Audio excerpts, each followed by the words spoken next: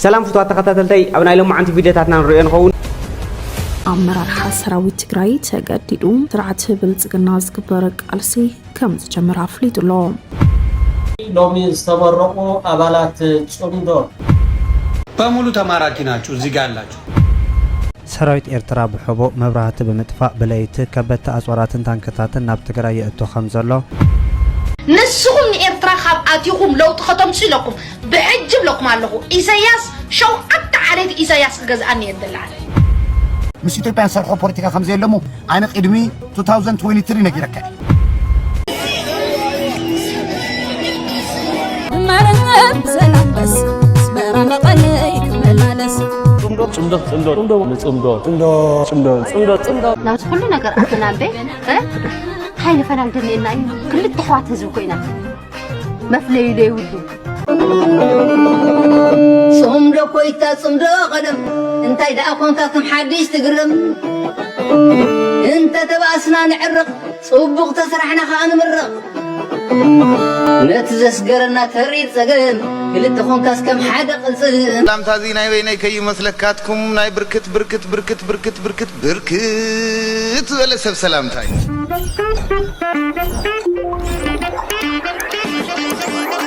نزغتازي حدش ندحر حالكم سبسكرايب مغار كي تزنقوا لنا حالكم سلام كأني يوردل سلام أوني علم بعلمه سلام يوردل هاجرنا سلام انتقينا علم بعلمه نحنا نقصن من أسيء قصن عديتا نقصن أبوتا تقصن إزقابير أملاق بعلمه محرة وردل በሙሉ ተማራኪ ናችሁ እዚህ ጋር ያላችሁ ተግባባን እዚህ መጣችሁ አትደምፉ ታሪካችሁን በደንብ ነው የምናውቀው መስፍን ፈይሳ ጀነራል አይደለማ መስፍን ፈይሳ ፈሳም እብድ ነው نسهم إرترا خاب أتيهم لو تختم سلكم بعجب لكم علىه إسياس شو حتى عليه إسياس جزء يدلع شو حتى عليه إسياس يجزء سهم ديكتاتوراتهم إسياس ديكتاتور يكون أبكميهم إسياسي فتحاوي منقصة سماي إسياس أبكميهم السخاتكم لكم علىهم بلعت سبيهم لكم علىهم بلعت سبيهم إسياس حراديو إسياس أساريو إسياس قتاليو كما هم حرادن قتالين لناتكم تارجيتكم حزب إرترا أبدأ حج خمس جيركم نحد تداميوه تقبع الجنرال أتقن تقبلكم $1 كسعد ودعة شريفا وددخا حاشش أصحابكم أبزي يشجروا تقولوا لهم أنا نجيرة تحت 10 شمون تكونكم من وسبيس ناينا نجيرنا أي لا تندوا لكم علي بلعيو ده كون النح من وقت تندي بعلي نو كده فوق كونه إزاي نكون سين تجراوي خلو كيروس أتزاربكم من أكلوا كذا تبرني كيروس كابك أكلوا زي مولود يكونن نيتبقى نهبهم ده حرر السعينا يو إلا نملز زبالكم شو لازم تزاربوا عفافات هنا كونه تزاربنا شو سلازم لك أنا إزاي بوليتيكا كوركتنس هيكونوا إزاي سبازي ما بقال شيء is no fucking political correctness مش إثيوبيا سرحوا بوليتيكا خمسة لمو أنا قدمي 2023 نجيرك إذا جلفاف تردي خانو أورومو أبي أحمد عسام سمالة تردي خاني مش إثيوبيا بوليتيكا خمسة نسرح وتيرنا خابي is no fucking politics سنة تزاريبو كون تعسيرو زي ما حواتنا وتزاريبو ما يكون تعسيرهم بزعبة قارس تزاربو ميدا يدلن تعسيرهم خمسة فتوين دار نمتى قال لك بيّن أم تردي خاني كان سرحوا AI زمسن زعور زود شعر متعز سراقي تردي خاني عبزي أمباغارو مستخفته جنبار حتو مسمصو مع السلطنه انت دي هاديمون نبي توبيا زخيدالو نمتى زي ملس ابي توبيا خيدو كما غير مع سنه تاثيرو ازي كملس على يدل زلو اي ملسنيو زخونه حدغا خيبصح ግን እቲ بتخكل اب قالس زلو منسين اتيوم دق عدومن سدرا بيتوم كفطو عوير نغبر لنا تودا ابيانم تخشفافنا زلخا ايردان زلو دق سبات اب حدغالو سبر زحقوس زينا دبلوماسيات امريكا ناب اسمرا كبصحيوم كاب حبرات منغسات امريكان حبرت أوروبان زمت حبراوي دبلوماسياوي لؤخ كابز قصلو سمناوي ناب أسمرا كجيش مخانو دبلوماسياوي منجتات حبيرو كابزوم منجتات زترخب حبريتا كم زملكت اتعودت بزعباء زباي وتري نمزحال زعلم تخون أبزي كفلت زلو قدم خلته سمون حدا أمخاري بريزيدنت ترامب مس مينيستر قدات وزاي إترا آب كايرو مككر أكايدو منبارو زذكر خوينو أمخاري بريزيدنت حبرت منقصات أمريكا آب قدا أفريقيا مسعود باولوسن مس مينيستر قدات وزاي إترا آب عثمان صالحن آب كايرو مركبو يذكر ኤርትራ ንሓበራዊ ልምዓትን ሰላምን ጻውዒት ከም ዘቕረበት ተገሊጹ ኣብዚ ዕግርግር ዝመልኦ እዋን ናይ ሓባር መረዳእታ ምፍጣርን ኣገባባትን ሜላታትን ምሕንጻጽ ካብ ዝኾነ ካልእ ግዜ ኣድላይ ኮይኑ ከም ዘሎ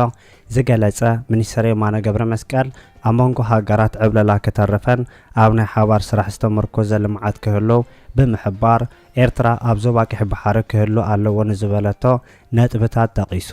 እቲ 12 ዝበዝሑ ነጥብታት ኤርትራ ናብ ባይቶ ቀይሕ ባሕርን ወሽመጥ ዓደንን ዘቕረበቶ ምዃኑ እውን ዝወሰኸ ሚኒስትር የማነ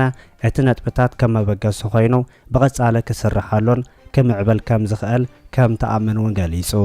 ኣብ ቀይሕ ባሕሪ ኩሎም መድያው ዘይሻራውን ገምጋም ክህሉ ኩሎም ተዛመድቲ ጉዳያት እውን ብኩሉ መለክዒታትን ብክውነታዊ መንገዲ ክረኣዩን ኣብ ቅድሚ ዝተሰርዐ ኮይኑ ኣብ ባይቶ እውን ንጹር ዕላማ ክህልዎ ከም ካልኣይ ይጠቅስ ኣብ ቀይሕ ባሕሪ ብዛዕባ ዘጋጥሙ ሓደጋታትን መጥቃዕታትን ዝርዝራውን ስእላውን ሓበሬታ ምድላው ንሰላምን ድሕነትን ናይቲ ዞባ ኣብ ሕቶ ምልክት ዘእትዉ ፍጻመታት ምልላይን ንጹር መለክዒታት ምውፃእ እውን ከም ኣገዳሲ ነጥቢ ክጠቅስ እንከሎ ሓናፂ ዕላማታት ንምዕዋት ንጹር ስትራቴጂ ምሕንጻጽ ከም ራብዓይ ነጥቢ ምጥቃሱ እውን ተገሊጹሎ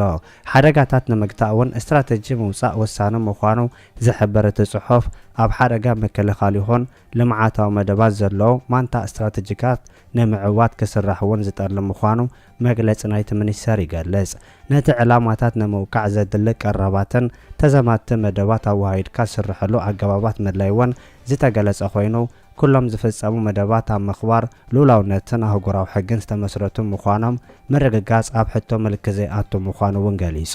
ኩለን ሃገራት ዞባ ቀይሕ ባሕሪ ናይ ገዛ ርእሰን ሓያል ምክልኻል ካሃንጻ ካብ ዝኾነ ካሊእ ሃገር ተጸባይት ክኾና ከም ዘይግብአን እውን ዘመልከተ ጽሑፍ ሓባራዊ ስራሕ ዝስራሕ ውልቀ ሃገራት ክገብርዎ ካብ ዝኽእላ ንላዕለ መዝኸውን ምዃኑ እውን ኣነጺሩሎ ሃገራት ቀይሕ ባሕሪ ምስ ናይ ግዳም ሓይልታት ክሰርሓ ምዝደልያ ካብ ሓባራዊ ዓቕሚ ንላዕለ ኣብ ዝኾኑ ጉዳያት ጥራይ ክኸውን ከም ዘለዋን ኣብ መንጎኦን ኣብ ዝተሰማምዑሉ ጉዳያት ጥራይ ምስ ግዳማውያን ሓይልታት ክሰማምዓ እቲ ኣቐዲማ ኤርትራ ዘቕረበቶ ውጥን ከምልክት እንከሎ ነቲ ዝተጠቐሰ ውጥናት ንምትግባር ብቑዓት ኮሚቴታት ምቋም ወሳኒ ምዃኑ ኣብ መወዳእታ ይገልጽ ዘለካ ትህብ እሞ ዘይብልካ ክትቅበል ሕጂ ሕቶ ኣልዒልዎ ዘሎ መንግስቲ ኢትዮጵያ ከመይ ትርእይዎ ቦርኢና ያለና እዩ እንታይ ተፅብቕት ብዚኣ ሕጂ መንግስቲ ኢትዮጵያ ዘለዓሎ ሕቶ ባሕሪ ሕቶ ተጠቃምነት ኣይኮነን ሕቶ ዋንነት እያ ማለት ክሊር ክንገብሮ እዩ ዝግባአና ጋይስ ቅድሚ ሕጂ ኣነ ምስ ግዜ ዝቃየር መርገፂ የብለይ ፈልጥዮም ሕቶ ኢትዮጵያ ከመይ ገይሩ ቁኑዕ ክኸውን ዝኽእል ሕቶ ኢትዮጵያ ኣብ ጉዳይ ባሕሪ ሕቶ ዋንነት እምበር ሕቶ ተጠቃምነት ኣይኮነን ኣብዚ ሕጂ ፈላሊና ክንዛረቦ እዩ ዝግባአና ግን ንስማዓዮ ንኽእል ከም መንግስቲ ከም ሃገር እዚ ሕቶ እዚ ካብ ኤርትራ ይደልየ ተባሂሉ ምልዓሉ ንሕና ሕጉሳት ኢና ምክንያቱ ዘለና ተሓቲፍና ኣለና በቲ ዘለና ኣቢልና ዘይብልና ረክብ ኢና ግብፂ እኮ ኣብ ኢትዮጵያ ብተሰሪሑ ዘሎ ግድብ እያ ትዛረብ ዘላ ግድብ ኣብ ኢትዮጵያ እኳ እዩ ዘሎ ኣብ ግብፂ ይኮነ ዘሎ ስለምንታይ ትዛረብ ኣላ ስምምዕ ክህሉ ኣለዎ ትብል ኣላ ከምኡ እዩ ዝንበር ቴንኪዩ ሳሚ ግብፂ ብዛዕባ ኣባይ ትዛረብ ዘላ ካብ ኢትዮጵያ ተበጊሱ ግብፂ እዩ ዝኸይድ ብቀይሕ ባሕሪ ኣይተኣሳስርኒ ፋክት ቴንኪዩ ሳሚ ከምዚ ሪማይንደር ክገብርኒ ከለዎም ኣይ ላይክ ኢት ቴንኪዩ ዘተሓሓዥ የብሉ ድሕራይ ግብፂ ብዛዕባ ናብ ዓዳ ዝመፅእ እንዳ ትዛረብ ዘላ ብዛዕባ ዋንነት ኣይኮነትን ትዛረብ ዘላ ማለት ንሕና ንዛረብ ዘለና ከዓ ናይ ኢትዮጵያ ብዛዕባ ዋንነት እዩ ተጠቃምነት ግን ይግባእ ምን ፈረቓን ክጥቀሙ ይግባእ ምን ፈረቓን ዝሓትዎ ዘለው ሕቶሲ ቅቡል እዩ ዋላ ታርእስቲ ሒዝዋ ዘለዎ መፅዋ ዘሎ ዝዋና ቻነል ሕቶ ኣፍ ደገ ባሕሪ ኢትዮጵያ ቅቡልነት ዘለዎ رتعو حتى يو أتبت كوميدي ذاك عدنا حتى أفدق بحرنا إثيوبيا حتى وانا نديكون نزله حتى تتقامنا ده يكون نزله تتقامنا زخل كليلا أبو خلو حتى إثيوبيا وأنا أقول ده بحر تلك قبول تلك كم زلوا ونتي وانا زحت وزلوها قبلت له زلها مالتي جفلتوا لتوانت قبلت له زلها أو قبل نصور زخنا مالسي هو هاب نيرو أيوه لك إثيوبيا وانا تتقامنا تمثل على وم ناي وانا تبين مثلوا ما يكونن إرتال إلى تهاجر كنا بحران مالتاني حتى إثيوبيا وان كا كنا عيكونن يخبح زقبا كنا عيكونن زبلا من هاتك حتى حتى تتقامنا زي كونس حتى وانا تكون مثل زلي نا نصور زخنا متكلات نصور زخنا أبزي رأيت هاتن حزبنا زي النقر لنا خوينا حزبنا ونبانا سكفتها حدر بحرياوي سكفتها حدر أبانا بحرياوي همزي مريت حليفنا السلطان نقال زلنا خمسلو قديتاي ስለዚህ ኣብዚ ክሊር ዝኾነ ስታንድ ክህልወና እዩ ዝግባእ ከምዚ ኢልኩም ኢላ ኢትዮጵያ እንድሕዳ ንዓና ብዓይኒ ሕማቕ ወይ ብዓይኒ ካልእ ትሪአና ኮይና ወል ክተርፈና እውን እዩ ዘለዎ እዩ ባንዳ ወንድ ባንዳ ስርዓት ሓዘ ክትምለስ ዘለካ ከዓ ትመለስ እያ ትማልውን ካቢኔ ተኣኪብና ንዞም ዕጥቂ ዝሓዙ ምስ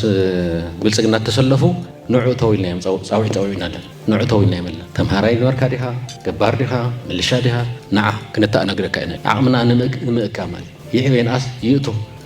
ፃውዒት نحن تورحت سنة صاوعي نوجلنا ኣመራርሓ ሰራዊት ትግራይ ተገዲዱ ኣብ ልዕሊ መቃብር ስርዓት ብልጽግና ዝግበር ቃልሲ ከም ዝጀመረ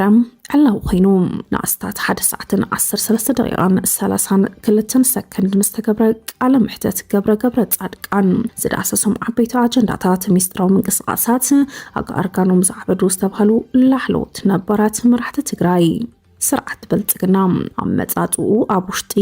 ኢህዴግ በቂሉ ኢህዴግ ንምፍራስ ሽጣራ ፈጢሩ ብዘይሕጋዊ መንገዲ ውድብና ፍረሰ ብምምጻእ ስልጣን ዝተቆጻጸረ ጽግዕተኛ ሓይሊ እዩ ኣብ ስልጣን ነዊሕ እዋን ንምጽናሕ ዝኽእሉ ነቲ ክፈርሑ ዝኽእል ሓይሊ ምእላይ ጥራሕ እዩ እቲ ሓይሊ እውን ንሕና ኢና ከጥፍአና ይህንደድ ኣሎ ክብል ዝተሰምዐ ላዕለዋይ ኣመራርሓ ሰራዊት ገብረ ጻድቃን እቲ ንኣስታት 1 ሰዓትን 13 ደቂቃን 32 ሰከንድን ዝወድእ ቃለ ምሕተት ብርክት ዝበለ ዓበይቲ ኣጀንዳታት ዘለዓለ እንትኸውን እቲ ዘሎ ውዒ ፖለቲካ ዘረጋግዕ ዘይኮነስ ብዝለዓለ ንኽንህር ዝገብር ደርቢ ቃላት እውን ተጠቂሙሎ ገብረ ጻድቃን ገብረ ዓደይት እንታይ ኢሉ ገብረ ጻድቃን ባህሪ ብልጽግና ካብ ዝብል ዛዕባ እንትጅምር ስርዓት ብልጽግና ማለት እውን ሓሳዊ እከይ ዘይሰከፈን ካልኦት ዝብል ቃላትን ተጠቂሙ ክወሩና እናተዳለው እዮም ጸኒሖም እዚ ምኽንያት ብምግባር ድማ ኩናት ወሊዖም ኢልና ብሓይሊ ከይፈተው ሲዕርና እዮም ድማ ኢዶም ጠዊና ናብ ፕሪቶሪያ ኣቲና እዮም ነርና ግን ድማ ንዓና ንምጥፋእ ድቃስ ስለዘይረኸቡ ዳግማይ ኩናት ክውላዕ ጀሚሩሎ ይብል ኣብቲ ቃለ ምሕተት ኣይንንበርከኽን ዝበለ ገብረ ጻድቅ ቅድሚ ሕዚ ኣይተንበርክኽናን ሕዚ እውን ኣይንንበርከኽን ዓወታት ነመዝግቢና ይብል ንሕና ንዕላማ ኢና ንዋጋ ዝበለ ገብረ ጻድቃን ሰራዊት ዓወት ይጎናጸፋሎ ብምባል እዩ እቲ ኣብ እዋን 2013 ናዕናዊ ኩናት ዝህቦም ዝነበረ መግለጽታት ደጊሙ ዘሎ እቲ ብዝግባእ ተዳሊሉ ዝመጸሉ ኣብ ትግራይ ቴሌቪዥን ዝነበረ ቃለ ምሕተት ንውሕ ዝበለ መብርሒ ዝሃበሉ እንትኸውን ዝተጻሕፈ ንውሕ ዝበለ ጽሑፍ ብምንባብ እዩ ክሕለፍ ዝተደለየ መልእኽቲ ብቃለ ምሕተት ብዝመስል መልክዑ መልእኽቲ ሓሊፉ ናይ ብልጽግና ሓሽከር ኣጀንዳ ህዝቢ ትግራይ ንምቅልባስ ይፍትኑ ኣለዉ ዝበለ ላዕለዋይ ኣመራርሓ ሰራዊት ብልጽግና ንምጥፋእ ኩሉ መደብ ምንቅስቓስ ክገብሩ ምዃኖም እዩ ኣመላኺቱ ኣብ ከቢድና ህልውና ሓደጋ ኣለና ዝበለ ኣመራርሓ ነዚ ንምምካት እኩል ምድላዋት ብሰራዊት ይግበር ከም ዘለውን ኣፍሊጡ ዘሎ ንሕና ብሰላም ክንነብር ጥራሒና እንብል ዘለና ግን ድማ ካብ መንግስቲ ብልጽግና ዝወሃበና ዘሎ ግብረ መልሲ ኣይትነብሩን ሰላም ክነምፀልኩም ኣይንኽእልን ዝብል መልሲ እዩ ዝወሃበና ዘሎ መሬትኩም ኣይንምልስን መንነትኩም ቀይሩ እናተባሃልና ሱቂልና ክንረኣይ ንኽእልን ዝበለ ኣመራርሓ 6 ክረምቲ ኣብ ኬንዳ ዝሰቐዘሉ ተመዛባላይ ተወሳኺ ኣብ ኬንዳ ዘንሰርሓሉ ትዕግስቲ ኣይክህሉን ክሳብ ሕዚ ተዓጊስና ኣለና ይብል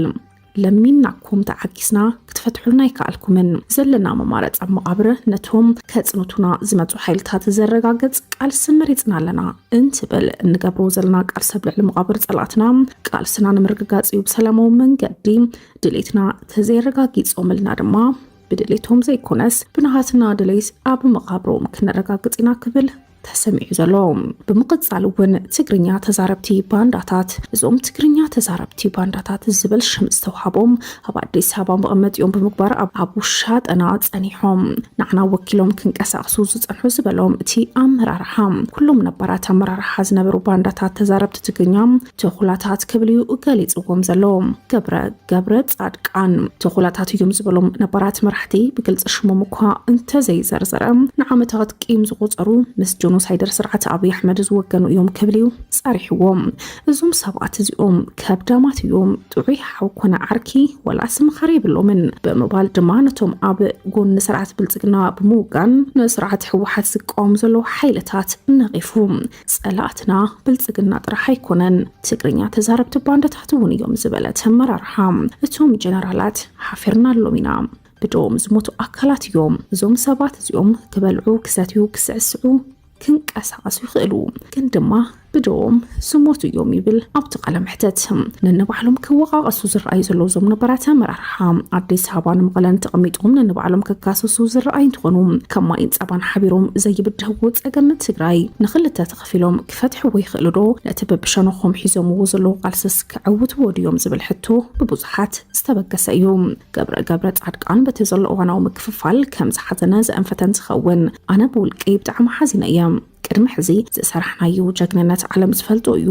እዚ ኩሉ ጀግንነት ሰሪሕኻስ أبون سرعة بلزقنا تشويت كام مقدالنا يوكوهين نزبلو حيلتات زحفرن زحزنن يوخبليو نتوم نبارات أمرارحام مخاريط البولو كبلوم زسماعن حزب تግራይ ኣብ ሸዋ ዓሪዶም ዘለዉ ሓይልታት ጸሊኡዎም ይዘሎ ወርደተኛታት እዮም እንትብሎም ሽምለውጥ ዝንቀሳቀሱ ዘሎ ብፍላይ ድማ ኣብ ዓፋር ዝንቀሳቀሱ ዘለዉ TPF ሓይሊ ሰላም ትግራይ ብዝብል ዝተወደበ ሓይሊ ናይ ብልጽግና ሓይሊ እዩ ዘደናግር እዩ መኻረውን የድልዮ ክብልዩ ክምዕድ ተራእዩ ካብ 200 ክሳብ 300 ገንዘብና ሰረቁ ገዛ ክራይ ዝተኻረዩ ኣመራር ሓሉ ዝበለም ገብረ ጻድቃን ዝተሰረቀ ገንዘብ ሒዞም ዝሓደሙ እዮም ብፍላይ ድማ ጌታቸው ረዳን ጭራል ጻድቃንን ኣብ ሚዲያታት ዝገብርዎ ዘሎ ምንቅስቃስ ከቢድ ክሕደት ምዃኑ እዩ ኣንፊቱ ግን ድማ እቶም ብልዕሉ ዋጋ ገንዘብ እናኸፈሉ ኣብ አዲስ አበባ የዕንድሮሎ ዝብሎም አካላት ሽማይ ጸርሐን ምህላውና ክብል ተገዲና ኣብ መቃብር ጸላትና ድሌት ክንስዕስዒና ዝብል ትሕዝቶ ዘለዎ ተቃለ ምሕተት አንጻር ህዝብ ትግራይ መሪሕነት ትግራይ ሰልዓለ ስርዓት ብልጽግና ብግልጽ ትግርኛ ክንቀብሩ ኢና እንተበለ ነቶም ተዛረብቲ ባንዳታት ትግርኛ ዝበሎም ድማ ኣጋርጋኖም ዝዓበዱ ሓይልታት ክብልዩ ገለጽዎም ጀነራል ጻድቃን ዝበሃል ሰብኣይ ዘይፍታሕ ቂም ኣለዎ ትግራይ ንምብትታን እዩ ዝሰርሕ ጌታቸው ረዳውን እንትኾነ ብዝግባእ ክሰርሕ ኣብ ቢሮ ኣትዩ ሰዓታት ኮፍ ክብል ዘይኽእል ኣብ ወደኽደኽ ዝነበረን እዩ ዝበለ ገብረ ጻድቃን ህዝብ ትግራይ ዝረስዑ ሓይልታት እዮም ክብል ብሰፊሕ ነቒፍዎም ተደጋጋሚ ጀነራል ጻድቃን ዝብል ብተደጋጋሚ ሽሙ ዝተጸርሐሉ እዚ ቃለ ምሕተት በባህሪ ስርዓት ብልጽግና ጀሚሩ ባህሪ ነባራት መራሕቲ ትግራይን ኩናት ሸረሪናን ቀጻሊ ተኣዲኑ ዘሎ ሓደጋ ዝዳህሰሰን ትኸውን ብፍላይ ድማ ኣብ አዲስ አበባ መቐመጢኦም ብምግባር ትግራይ ዝበታትኑ ዘለዉ ዝተባሃሉ ሓይልታት ዝገብርዎ ዘሎ ምንቅስቃስ ዝበሎም ድማ ብሰፊሑ ስዳህሰሰዩ ንሰለስተ ዓመታት ኣብ ልዕሊ ህዝብን መንግስትን ኤርትራ ዝፈከረ ብበዓል ባጫ ደበለቢሉ ኣብዚ ዝሓለፈ መዓልታት ኩናት ምስተኸፍተ ኤርትራ ትበሃል ሃገርን ኣብ ኤርትራ መንግስቲ የለን ዝበለ ስርዓት ብልጽግና ሕጂ ብጉዳይ ጭምሮን ካልእ ነገራትን ዓቕሎም ሰጥበበ ብምዕራብ ትግራይውን ዓበይቲ ጽፍዒታት ምስተሰከመ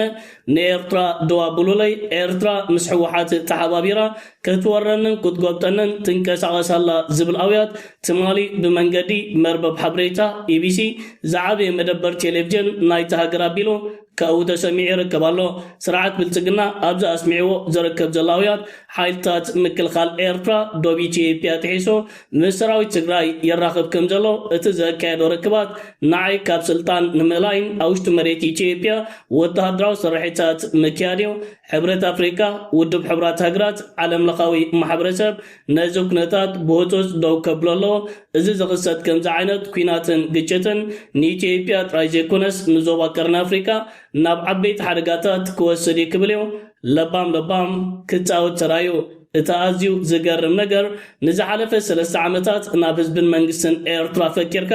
ዝሓለፈ መዓልታት ዒሸል መራሒ ኢትዮጵያ አብይ አሕመድ ባህር ነጋሽዶ ከምውን ከተማ ባሮንቶ ናይ ኦሮሞ ናይ ኢትዮጵያ ይክብል ከም ዘይተሰምዐ ሕጂ ዓለኻ ምሰጥወብካ ነቲ ዝበልካዮ ረሲዕኻ ንኤርትራ ክስታት ምቕራብን ግዳይ መሲልካ ምጽዋትን ክሰርሕ ዝኽእል ኣይኮነን ብልጽግናን ዓቢዱን ተጸሊሉን ዝርከብ ዘሎ መራሕን ኣይተሃገርን ወተሃደራውያን ኣዘዝትን ካብ ስልጣን ምእላይ ንዞባ ቀርኒ ኣፍሪካን ማያት ቀይሕ ባህርን ሰላምን ምርግጋእን ስለ ዘምጽእ ኣባላት ጽምሮ ነዚ ጉዳይ እዚ ነኺሶም ሒዞም ይርከብለው ብልጽግና እዛ ነገር እዚኣ ስለ ዝፈለጣይ ሕጂ ኣውያቱ ዝደርጉሕ ዘሎ የዊው ኣየዊው ግን ኣባይታ ዝቕየር ክውንነት የለን ምክንያቱ ብልጽግና ከይተኣልየ ሰላም ናይ ዞባ ክረጋገጽ ስለ ዘይክእል መንሽሮ ስርዓት ብልጽግና ገደን ካብ ስልጣኑ ከለዩ ኤርትራ ነባይቶ ሰብኣዊ መሰላት ዓለም ክትመርሕ ከም ዝተመዘዘት ተገሊጹ እቲ ትማሊ 6 ነሓሰ ዝተኻየደ ምርጫ ኣቦ ወንበር ባይቶ ንኤርትራ ከም ኣቦ ወንበር ገይሩ ዝመረጸ ኮይኑ ከም UNH ዝኣመሰሉ ኣህጉራውያን ትካላት ነቲ ምርጫ ተቃውሞን ከም ዘስማዓ ተገሊጹሎ ብመሰረት ናይቲ ኤርትራ ተረኪባቶ ዘላ ስልጣን መሰላት ሰብ ነቲ ኣብ 29 ጥቅምቲ ኣብ ጀኔቫ ዝካየድ መድረኽ ባይቶ ሰብኣዊ መሰላት ክትመርሕ ምዃናውን ክፍለጥ ተኻኢሉሎ ኤርትራ ኣብ ጉዳይ ሰብኣዊ መሰላት ብቐጻሊ ክትንቀፍ ምጽናሓ ዝገልጹ ነቲ ውሳነ ዘይተቐበሉ ወገናት ኤርትራ ኣብ ጉዳይ ሃገራዊ ኣገልግሎት ሃገራዊ ምርጫ ናጽነት መራኸብቲ ብዙሓን ክትንቀፍ ምጽናሓ ብምጥቃስ ነቲ ውሳነ ከም ዘይተቐበልዎ ምግላጾም ተሓቢሩ ኣብ ውሽጢ ሃገር ዝካየድ ግሰት ሰብኣዊ መሰላት ንምክትታል ስልጣን ዘለዎ ጉጅለ ከም ዘለዎን ዝሕብር ተባይቶ ምጽራያት ክካየድ ምዃኑ ምጥቃሱን ንኹሉ ምርግጋጽ ተራ ናይ ተባይቶ ምዃኑ እውን ገሊጹሎ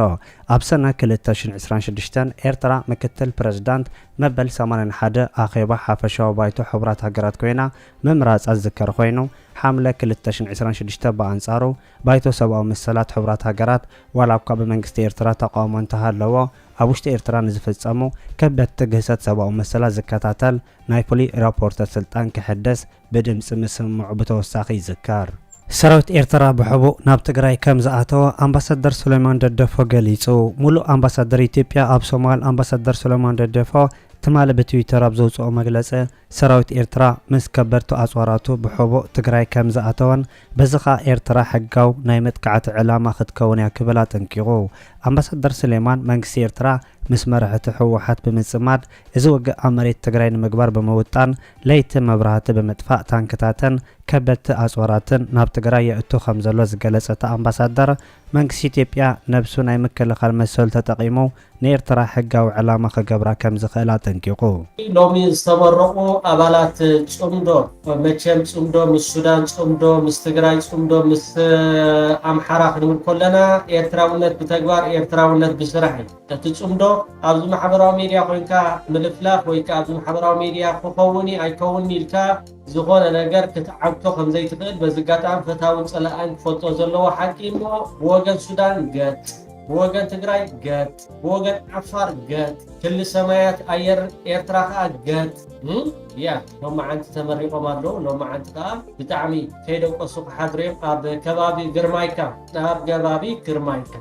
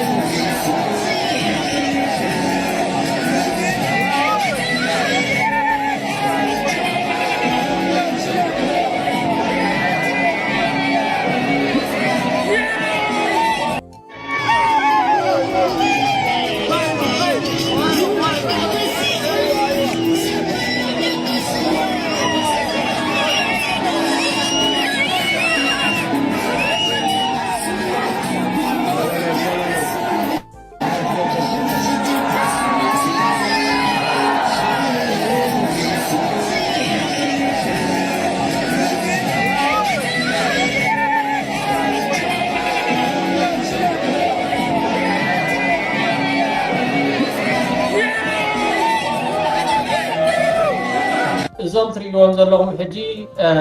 ኣብ ዝሓለፈ መዓልታት ሚኒስትሪ ምክልኻል ናይ ሱዳን ያሲር ዓታ እንታይ ክብል ተዛሪቡ ነይሩ ፅሬት ክንጅምር ኢና ኣብ 2026 ሙሉእ ብሙሉእ እቲ ናይ ኢማራት ዓረብ ተላኣኺ ዝኾነ RSF ካብ ሱዳን ተሓጊሒጉ ክጠፍእ ምዃኑ ዝብል ኣብ ናይ ቲቪ ናይ ሱዳን ዝገበሮ ንህዝቢ ሕጂ ከዓ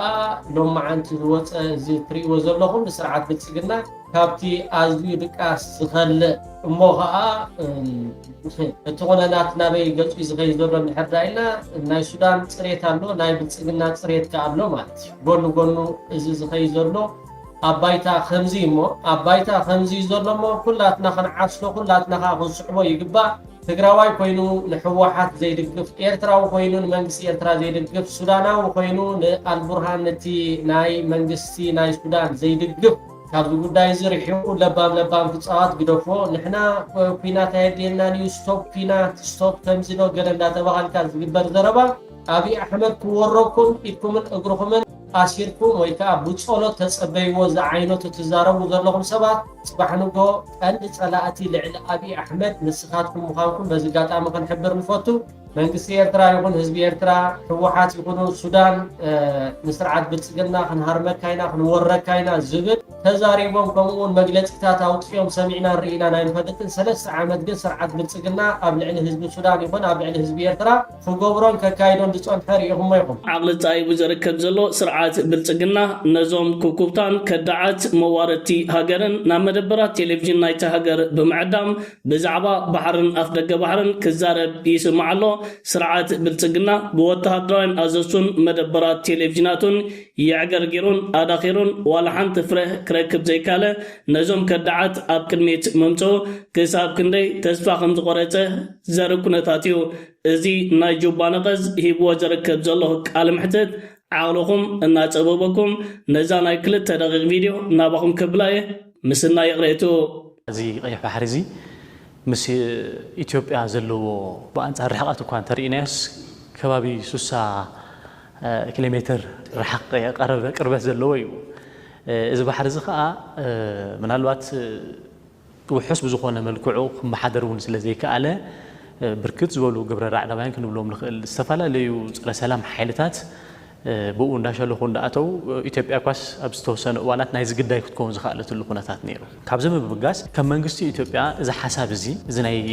ቀይሕ ባሕሪ ሕቶ ከም ሓሳብ ምብጋሱ ከመይ ርኢኹምዎ እቲ ዝበፅሓ ጥቕዓት ኣቐዲማ ናይ ምክልኻል መሰላን መውሓስ እቲ በብእዋኑ ቁፅሩ እንዳወሰኸ ዝኸይድ ዘሎ በዝሒ ህዝብን ከምኡውን ስሉጥ ዝኾነ ናይ ልምዓት ምንቅስቓስን እዚ ባሕሪ ዘጠቒምካ ምስ ካልእ ማሕበረሰብ ዓለም ንምርኻብ እውን ዓርሱ ዝኸኣለ ሓደ ዓብዪ ዋኒን እሞ ብዙ ኩሉ ተሓሒዙ እቲ መንግስቲ ኢትዮጵያ በጊስዎ ዘሎ ሓሳብ ከመይ ርኢኹምዎ ጽቡቕ ኢና ርኢና ንሕና ምክንያቱ ቀዲመ ኢለካ ነይረ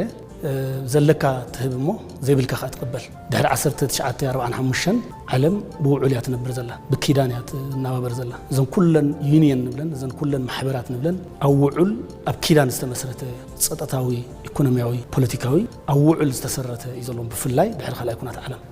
ስለዚ እዚ ሓደ ንዓለምና ናብ ሓድሽ ኪዳን ካብ ኩሉ ምጥቕቃዕ ኣይተረፈን ግን ዝዳንያ ካብ መወዳእቱ እቲ ኪዳን እዩ ስለዚ ዓለም ከዓ ነዚ ኪዳን እዚ ኣብ ምትግባር በብንደልዮ ድኻም ክህሉ ይኽእል ካልኦት ዝደልዮ እውን ይትግበር ይህሉ ክኸውን ይኽእል ከም መንግስቲ ከም ሃገር እዚ ሕቶ እዚ ካብ ኤርትራ ይደልየ ተባሂሉ ምልዓሉ ንሕና ሕጉሳት ኢና ምክንያቱ ዘለና ተሓቲትና ኣለና በቲ ዘለና ኣቢልና ዘይብልና ንረክብ ኢና ስለዚ ትረብሓ ንኩላህና እዩ ብነፃ ዝበሃል ሕቶ የለን ዘሎ ተመላሊእኻ እዩ ስለዚ ብዙሓት ሰባት በብናቶም ሸነኽ ይጥምትዎ እዮም ንሕና ከም ምንቅስቓስ ከም ናይ መጻኢ ለውጢ ዘለና ፕላን ካብ ኢትዮጵያ ዝመፃና ሕቶ ከም ዝሕጂ ዘሎ መንግስቲ ናይ ቆልዑ ዘረባ ናይ ቆልዑ መልሲ ዘይኮነስ ንኩላህና ዘረብሕ መልሲ እዩ ዘሎ እዚ ከዓ ዓለም ከመይ ትሰርሕ ንሕና እውን ከመይ ክንሰርሕ ይግባአና ዝብል መፅናዕቲ እንዳገበርና ኣማኸርቲ እንዳገበርና ኣብ ዓለም ተመክሮ ዘለዎም እዚ ጉዳይ እዚ ከመይ ክፍታሕ ይኽእል ከመይ እውን ክምለስ ይኽእል ዝብል ስቑኢሉ ኣብ ታሪክ ንፖለቲካ ኢሎም ዝሰርሕዎ ፅልኢ ህልኽ ውግእ እናልዓልካ ዘይኮነ ከም ሓድሽ ወለዶ ከመይ ኢልና ኢና ብሓባር ግደፎ ምጥቃም ዘይኮነሲ ፀጥቱ እውን ከመይ ጌርና ኢና ብሓንሳብ ነውሕሶ ኢትዮጵያ ስጋኣት ብዘይኸውን መንገዲ ንዓና እውን ስጋኣት ብዘይኸውን መንገዲ ምክንያቱ እዚ ብዛዕባ ንምንታይ ተላዒሉ ዝበሃል ብዙሕ ፖለቲካዊ ትርጉም ተዋሂብዎ እዩ ንኣብነት ግብፂ እኮ ኣብ ኢትዮጵያ ተሰሪሑ ዘሎ ግድብ እያ ትዛረብ ዘላ እቲ ግድብ ኣብ ኢትዮጵያ እኳ እዩ ዘሎ ኣብ ግብፂ ይኮነን ዘሎ ስለምንታይ ትዛረብ ኣላ ስምምዕ ክህሉ ኣለዎ ትብል ኣላ ከምኡ እዩ ዝንበር ከመይ ይግበር ንኣብነት ንናቱ ሕግታት ክህልዎ ይኽእል እዩ ክቡራት ተኸታተልቲ እዚ ናይ ጁባ ነቐዝ እዚ ክዛረቦ ዝፀንሐ ከምዚ ክንከታተሎን ክንዕዘቦን ዝፀናሕና እዩ ፈላጥ ናይ ጂኦግራፍን ናይ ፖለቲካን ክኸውን እዩ ዝፍትን ግን ዋላ ሓንቲ ኣፋፍኖት ዝበሃል የብሎን መራከብ ናይ ሩስያ ኣብ ወደባዊት ከተማ ባፅዕ ምስ መፃን ምስ ኣቕንዓን ናብ ቦትስዋናየን ዘቕንዓን የርህን ክብል ሓደ ዘገርም ሪቶ ሂቡ ምንባሩ ዝዝከር እዩ ከም ዝፍለጥ ቦትስዋና ዕፅውታ ሃገር እያ ናይዚ ሰብ እዚ ጉዳይ መወዳእታ የብሉን እንድዩ ብዛዕባ ግብፅን ፈለግኒልን ክዛረብ እንከሎ እቲ ማይ ኣብ ኢትዮጵያ እዩ ዘሎ ግብፂ ግን ብዛዕባ እቲ ማያት ትዛረብ እያ ስለዚ ኢትዮጵያ ብዛዕባ ወደብ ዓሰብን ኣፍ ደገ ባሕርን ተዛረበት ከምድለያ ዝብል ስነ መጎት እውን ኣቕሪቡ ይርከብ ኣሎ እቲ ማይ ካብ ኢትዮጵያ ተበገሰ ህይወት ናይ ግብፃውያን እዩ እቲ ማይ ልዕልን ኢትዮጵያን ኢትዮጵያውያንን ንግብፅን ንህዝቢ ግብፅን ይዘገድስ ንሱ ስለዝኾነ ግብፂ ነቲ ህይወታን ህይወት ዜጋታታን ዝኾነ ማይ ውሕስነቱ ከተረጋግጽ ምስ ኢትዮጵያ ኣብ ናይ ሞትን ሕየትን ኩነታት ኣትያ ትርከብ ዘላ ንኢትዮጵያ ባሕሪ ንባ ንሳ ኸኣኒ ካልእ ትህበና ዝብል ግን ካብ ኢትዮጵያ ንረኽቦን ካብ ኢትዮጵያ ንቕበሎ ቅንጣት ነገር ስለዘየለ ኣብ ትሕቲ ዝኾነ ይኹን ኩነታት እዚ ነገር እዚ ዓለም ክሳብ ዝሃለወት ክኸውን ኣይክእልንዩ ንኩሉ ሰብ ብርሁን ንፅሩን ኮይኑ ዝርከብ ዘሎ ግን ከዳዓት ደቂ ሃገር ብልፅግና ዝሃቦም ቁሩብ ቁራቦ ተቐቢሎም ጥራይ ወደብ ዓሰብ እተው ተሰኪምኩም ከተማ ኣስመራ ኣብፅሑና እምበር ድሌትኩም ውሰዱ ዝብል ስምምዓት ምስ ኣብርሃም በላይን ጌታቸው ረዳን ከም ዝተረዳዱ ሕጂውን ነቲ ነገር ባዕሎም ኣግሂዶም ኣለዉ ኣብ ዓመተ 2011 እውን ተመሳሳሊ ከምዚኦም ዓይነት ኩብኩብታ ተፈጢሮም ነይሮም ኣብ ኣዲስ ኣበባ ምስ ሰብ ስልጣን ናይቲ ሃገር ዝተፈላለዩ ዲፕሎማሰኛታት ተረኺቦም ኣብ ውሽጢ 6 ወርሕ ከተማ ኣስመራ ክናትዩና ኣብኡ ምሳትና ሃጓፍ ናይ መንግስቲ ከየጋጥመና ብምባል ብምልኦም ሓለፍቲ ተመሪፆም ባጀት ተሰሊዕሎም ንኤርትራ ዘይኮነ ግን ናብተን ዝመፅዎን ሃገራት ብወቢሎም ከብሊሎም ነቲ ገንዘብ ክበልዑ ወይም ክኢሎም እዛ ናይ ሕቡራት እማራት ዓረብን ናይ ስርዓት ብልፅግናን ገንዘብ ዝበልዐት ናይ ጁባ ንቕስካ ሕጂ እተን ገንዘብ ክውዳእ ምጀመራ ካልእ ድራማታት ክትፈጥር ጀሚራላ ኣዝዩ ዝገርም ጉዳይ ኣብ ክልል ኣምሓራ ዝፍጸም ዘሎ መጥቃዕትታት ሕጂ እውን ከም ዝቐጸለ ተገሊጹ ቅድሚ 8 ዓመት ቀዳማይ ሚኒስትር ኢትዮጵያ ኣብይ ኣሕመድ ናብ ስልጣን ቅድሚ ምጽኡ ክልል ኣምሓራ ናይ ሰላም ናይ ቱሪዝምን ናይ ዕቤትን ናይ ልምዓትን ክልል ከም ዝኾነ ዝገልጹ ዝተፈላለዩ ወገናት ክልል ኣምሓራ ኣብዚ ሕጂ እዋን ግን ናይ ሸፋቱ መጻወትን ናይ መጥቃዕትታትን ሰላማዊ ሰባት ካብ ቦታ ናብ ቦታ ዘይንቀሳቀስሉ ኩነታት በፂሑ ከም ዘሎ ይገልጹ ብሰንከቲ ኣብ ክልል ኣምሓራ ካብ ግዜ ናብ ግዜ እናኸፍአ ዝመጽእ ዘሎ ናይ ጸጥታ ኩነታት ሕጂ እውን 5 ሰባት ብመጥቃዕቲ ከም ዝሞቱ ተሓቢሩ እቲ ኣብ ዞባ ደቡብ ወሎ ወረዳ ጋምቦ ኣብ ልዕሊ ህዝባዊት መጓዓዝያ ዝተፈጸመ መጥቃዕቲ ኣብ ልዕሊ ሰብን ንብረትን ዕንወት ዘውረደ ምዃኑ እውን ናይቲ ከባቢ ምንጭታት ገሊጾም ኣለዉ ኣብታ ተሽከርካሪት ካብ ዝነበሩ ሰባት እቶም 3,000 ከም ዝሞቱ ዝሕብሩ ምንጭታት ቁፅሪ ዝሞቱ ሰባት ወሲኹ ክኸውን ከም ዝኽእል እውን ድሕሪ ተፈጻመ ንዝነበረ ሃዋህው ብምግላጽ ነጻጺሮም ናይቲ መጥቃዕቲ ወጋዑ ሓላፍነት ዝወሰደ ኣካል እኳ ይሃሉ ዕጡቓት ፋኖ ነቲ መጥቃዕቲ ከም ዝፈጸሙ ናይቲ ከባቢ ሰብ ስልጣናት ገሊጾም ኣለዉ እቲ ዕጡቕ ሓይሊ ንጹሃት ሰባት ኣብ ምቕታል ተዋፊሩ ከም ዘሎ ናይ መንግስቲ ሰብ ስልጣናት ክገልጹ ምጽንሖም ይዝከር ምምሕዳር ናይቲ ከባቢ እቲ መጥቃዕቲ ኣብ መንጎ ህዝቢ ጽልኢ ንምፍጣር ዝፍጸም ዘሎ ምዃኑ ክገልጽ እንከሎ እቶም ዕጡቓት ኣብ ክንዲ ኣብ ልዕሊ ወተሃደራዊ ዕላማ ኣብ ልዕሊ ህዝቢ ምኽታርን መጥቃዕትን ይፍጽሙ ኣለዉ ክብል ብትርኸስ ይስሎ ኣብ መንጎ ዕጡቕ ሓይልታት ፋኖ ናይ ፌደራል መንግስቲ ኢትዮጵያ ሰራዊት ቀጻሊ ውግኣ ዘጋጥም ምዃኑ ዝፍለጥ ኮይኑ መጥቃዕትታት ኣብ ልዕሊ ሲቪላዊ ዕላማታት ኣብ ተኽልል ብቐጻሊ ይረአ ከም ዘሎ እውን ብተወሳኺ ይጥቀስ ኣብዚ ሕጂ እዋን ኣብ ከባቢ ደቡብ ኢትዮጵያን ምዕራብ ኢትዮጵያን ናይ ልምዓትን ቱሪዝምን ዕቤትን ምዕባለታት ይረአ ዘሎ ኮይኑ ብኣንጻሩ ቅድሚ 8 ዓመት ናይ ልምዓት ቱሪዝምን ሰላምን ዕቤትን ክልላት ዝነበራ ክልል ትግራይን ክልል ኣምሓራን ኣብ ዕንወትን ወረውግእን ከም ዘለው ክግለጽ ይስማዕ እዚ ኮነ ተባሂሉ ብመንግስቲ ፌደራልን ላዕለዎት ሰብ ስልጣን ኦሮሞን እዞም ክልተ ክልላት ንነዊሕ እዋን ኣብ ውግእ ብምጽናሕ ኢኮኖሚ ቱሪዝምን ልምዓትን ናይዞም ክልላት ንድሕሪት ክምለስን ክዓንውን ብምግባር ይስርሐሉ ከም ዘለው ምሁራት ትግራይን ኣምሓራን ክገልጹን ጥርዓን ከቕርቡን ይስምዑ ከተነሳ በኋላ የኤርትራ መንግስት የሚባል አይኖርም ይሄን መታወቅ አለበት ሶ ጂኦግራፊውም ይቀየራል ፎር ዛት ማተር መንግስቶች ይቀየራሉ ጂኦግራፊውም ይቀየራል ዝም ብሎ አይነት አይደለም በቀጠናው ማለት ነው ለምሳሌ ያክል በኢትዮጵያና በኤርትራ መካከል ያለው ዲማርኬሽን የለም እኮ እሱም ራሱ ሌላ ችግር ይፈጥራል በኋላ ሌላ ችግር ይፈጥራል ይሄ ይያዛል የኤርትራ መንግስት አይኖርም የኤርትራ መንግስት በማይኖርበት ጊዜ ምንድነው ሊመጣ የሚችል አይኖርም አዎ አይኖርም በራሱ ይጠፋል አይኖርም ጦርነት አይደለም እንዴ ነገሩ ከሯል ወዴት እየሄደ ነው የጦርነት ነጋሪቱ ከዚያም እየተደለቀን አራይ በዓልቲ ሰብ ኮይኖም ዳርጋቶም ኢትዮጵያውያን ግን መብዛሕትኦም ነሙኑ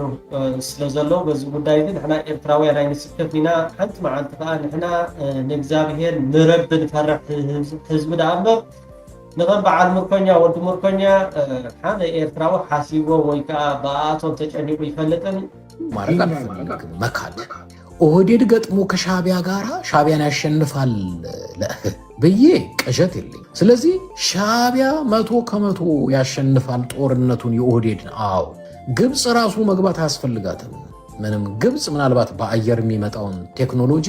ለማምከን አው በተረፈ በእግረኛ የኦህዴድ ሰራዊት እየተንጋጋ እንዴ አንተ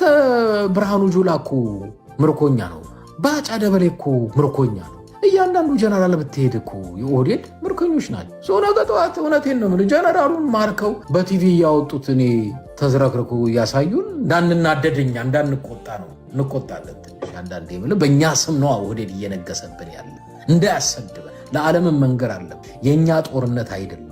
ኦህዴድ ተሰብስቦ ነው የተዋጋቸው። ከዛ የተነሳ ሻዕቢያዎቹ ይኸው ማርከው በቴሌቪዥን እያሳዩ ነው። እኛ ግን አይመለከተም። እኛ ግን እትትትት ማለት አለብን። እንኳን አሁንና ምናምን ጣሊያንንም ምናምን እንላለን። የእኛ ግን ስላልሆነ ኦህዴድ ነው የተሸነፈው። መቼም እዛ ናይ ምርኮኛ ዝኾነት ስብስብ ከም ዝሰምዑ ፀናሕኩም እንታይ ክብሎ ፀኒሑ ንኤርትራውያን ክስዕሮም ዝኽእል ሓይሊ የለን እሞ ከዓ በዞም ምርኮኛ እዩ ዝብል ኣሎ። ኢማራት ኣብ ሱዳን ትገብሮ ዘላ ኢድ ምትእታው ሓደ ካብቲ ንሱዳን እናሓመሳ ዝርከብ ዘሎ ብፍሉይ ካብ ተቃወምቲ ሓይልታት RSF ኣብ ልዕሊ ትሕቲ ቅርፂ ናይቲ ሃገርን ህዝቢ ናይቲ ሃገርን በደላትን ካልእ ተግባራትን ንኽፍፅሙ ነዳዲ ትውስኽ ዘላ ሃገር እያ። ኣሜሪካ ንምንታይ ንሕቡራት ኢማራት ዓረብ ካብ ተግባራታ ደው ዘይተብላ ዝብል ሕቶ ብተደጋጋሚ ይቐርብ እዩ። 20 ላዕለዎት ሰበስልጣን መንግስቲ ኣሜሪካ ዶናልድ ትራምፕን መምሕዳሩን ኣብ ልዕሊ ሕቡራት ኢማራት ዓረብ ናይ እፅዋር እገዳታት ከፅንዕ እቲ ሃገር ንተቃወምቲ ሓይልታት RSF ትህቦ ዘላ ዕድቅን ኣፅዋራትን ደው ክተብል ሓደ ሴኔተር ናይ መንግስቲ ኣሜሪካ ንድፈ ሓሳብ ኣቕሪቡ ይርከብ ኣሎ። ሕቡራት ኢማራት ዓረብ ነቲ ኣብ ሱዳን ዝካየድ ዘሎ ግጭትን ኩነታትን ቀንዲ ተሓታቲት ከም ዝኾነት እውን ኣስሚሩሉ ይርከብ ኣሎ። ኣወንታዊ ኩነታት ንሱዳንን ንዞባ ቀርኒ ኣፍሪካን ኮይኑ ይርከብ። እታ ብደም ንጹሃት ትጫወት ዘላ ሕቡራት ኢማራት ዓረብካ ሰዓታ ዝኣኸለ ይመስል። እዛ ቪድዮ ናባቕም ከብላይ ንከታተላ።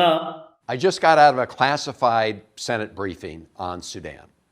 I can't go into any classified details, but here's what I can tell you based on public reporting. We are witnessing a humanitarian disaster in Sudan. And we, the United States, we can do much more to prevent it. Both sides of this terrible civil war have committed gross human rights violations, but the Rapid Support Forces, RSF,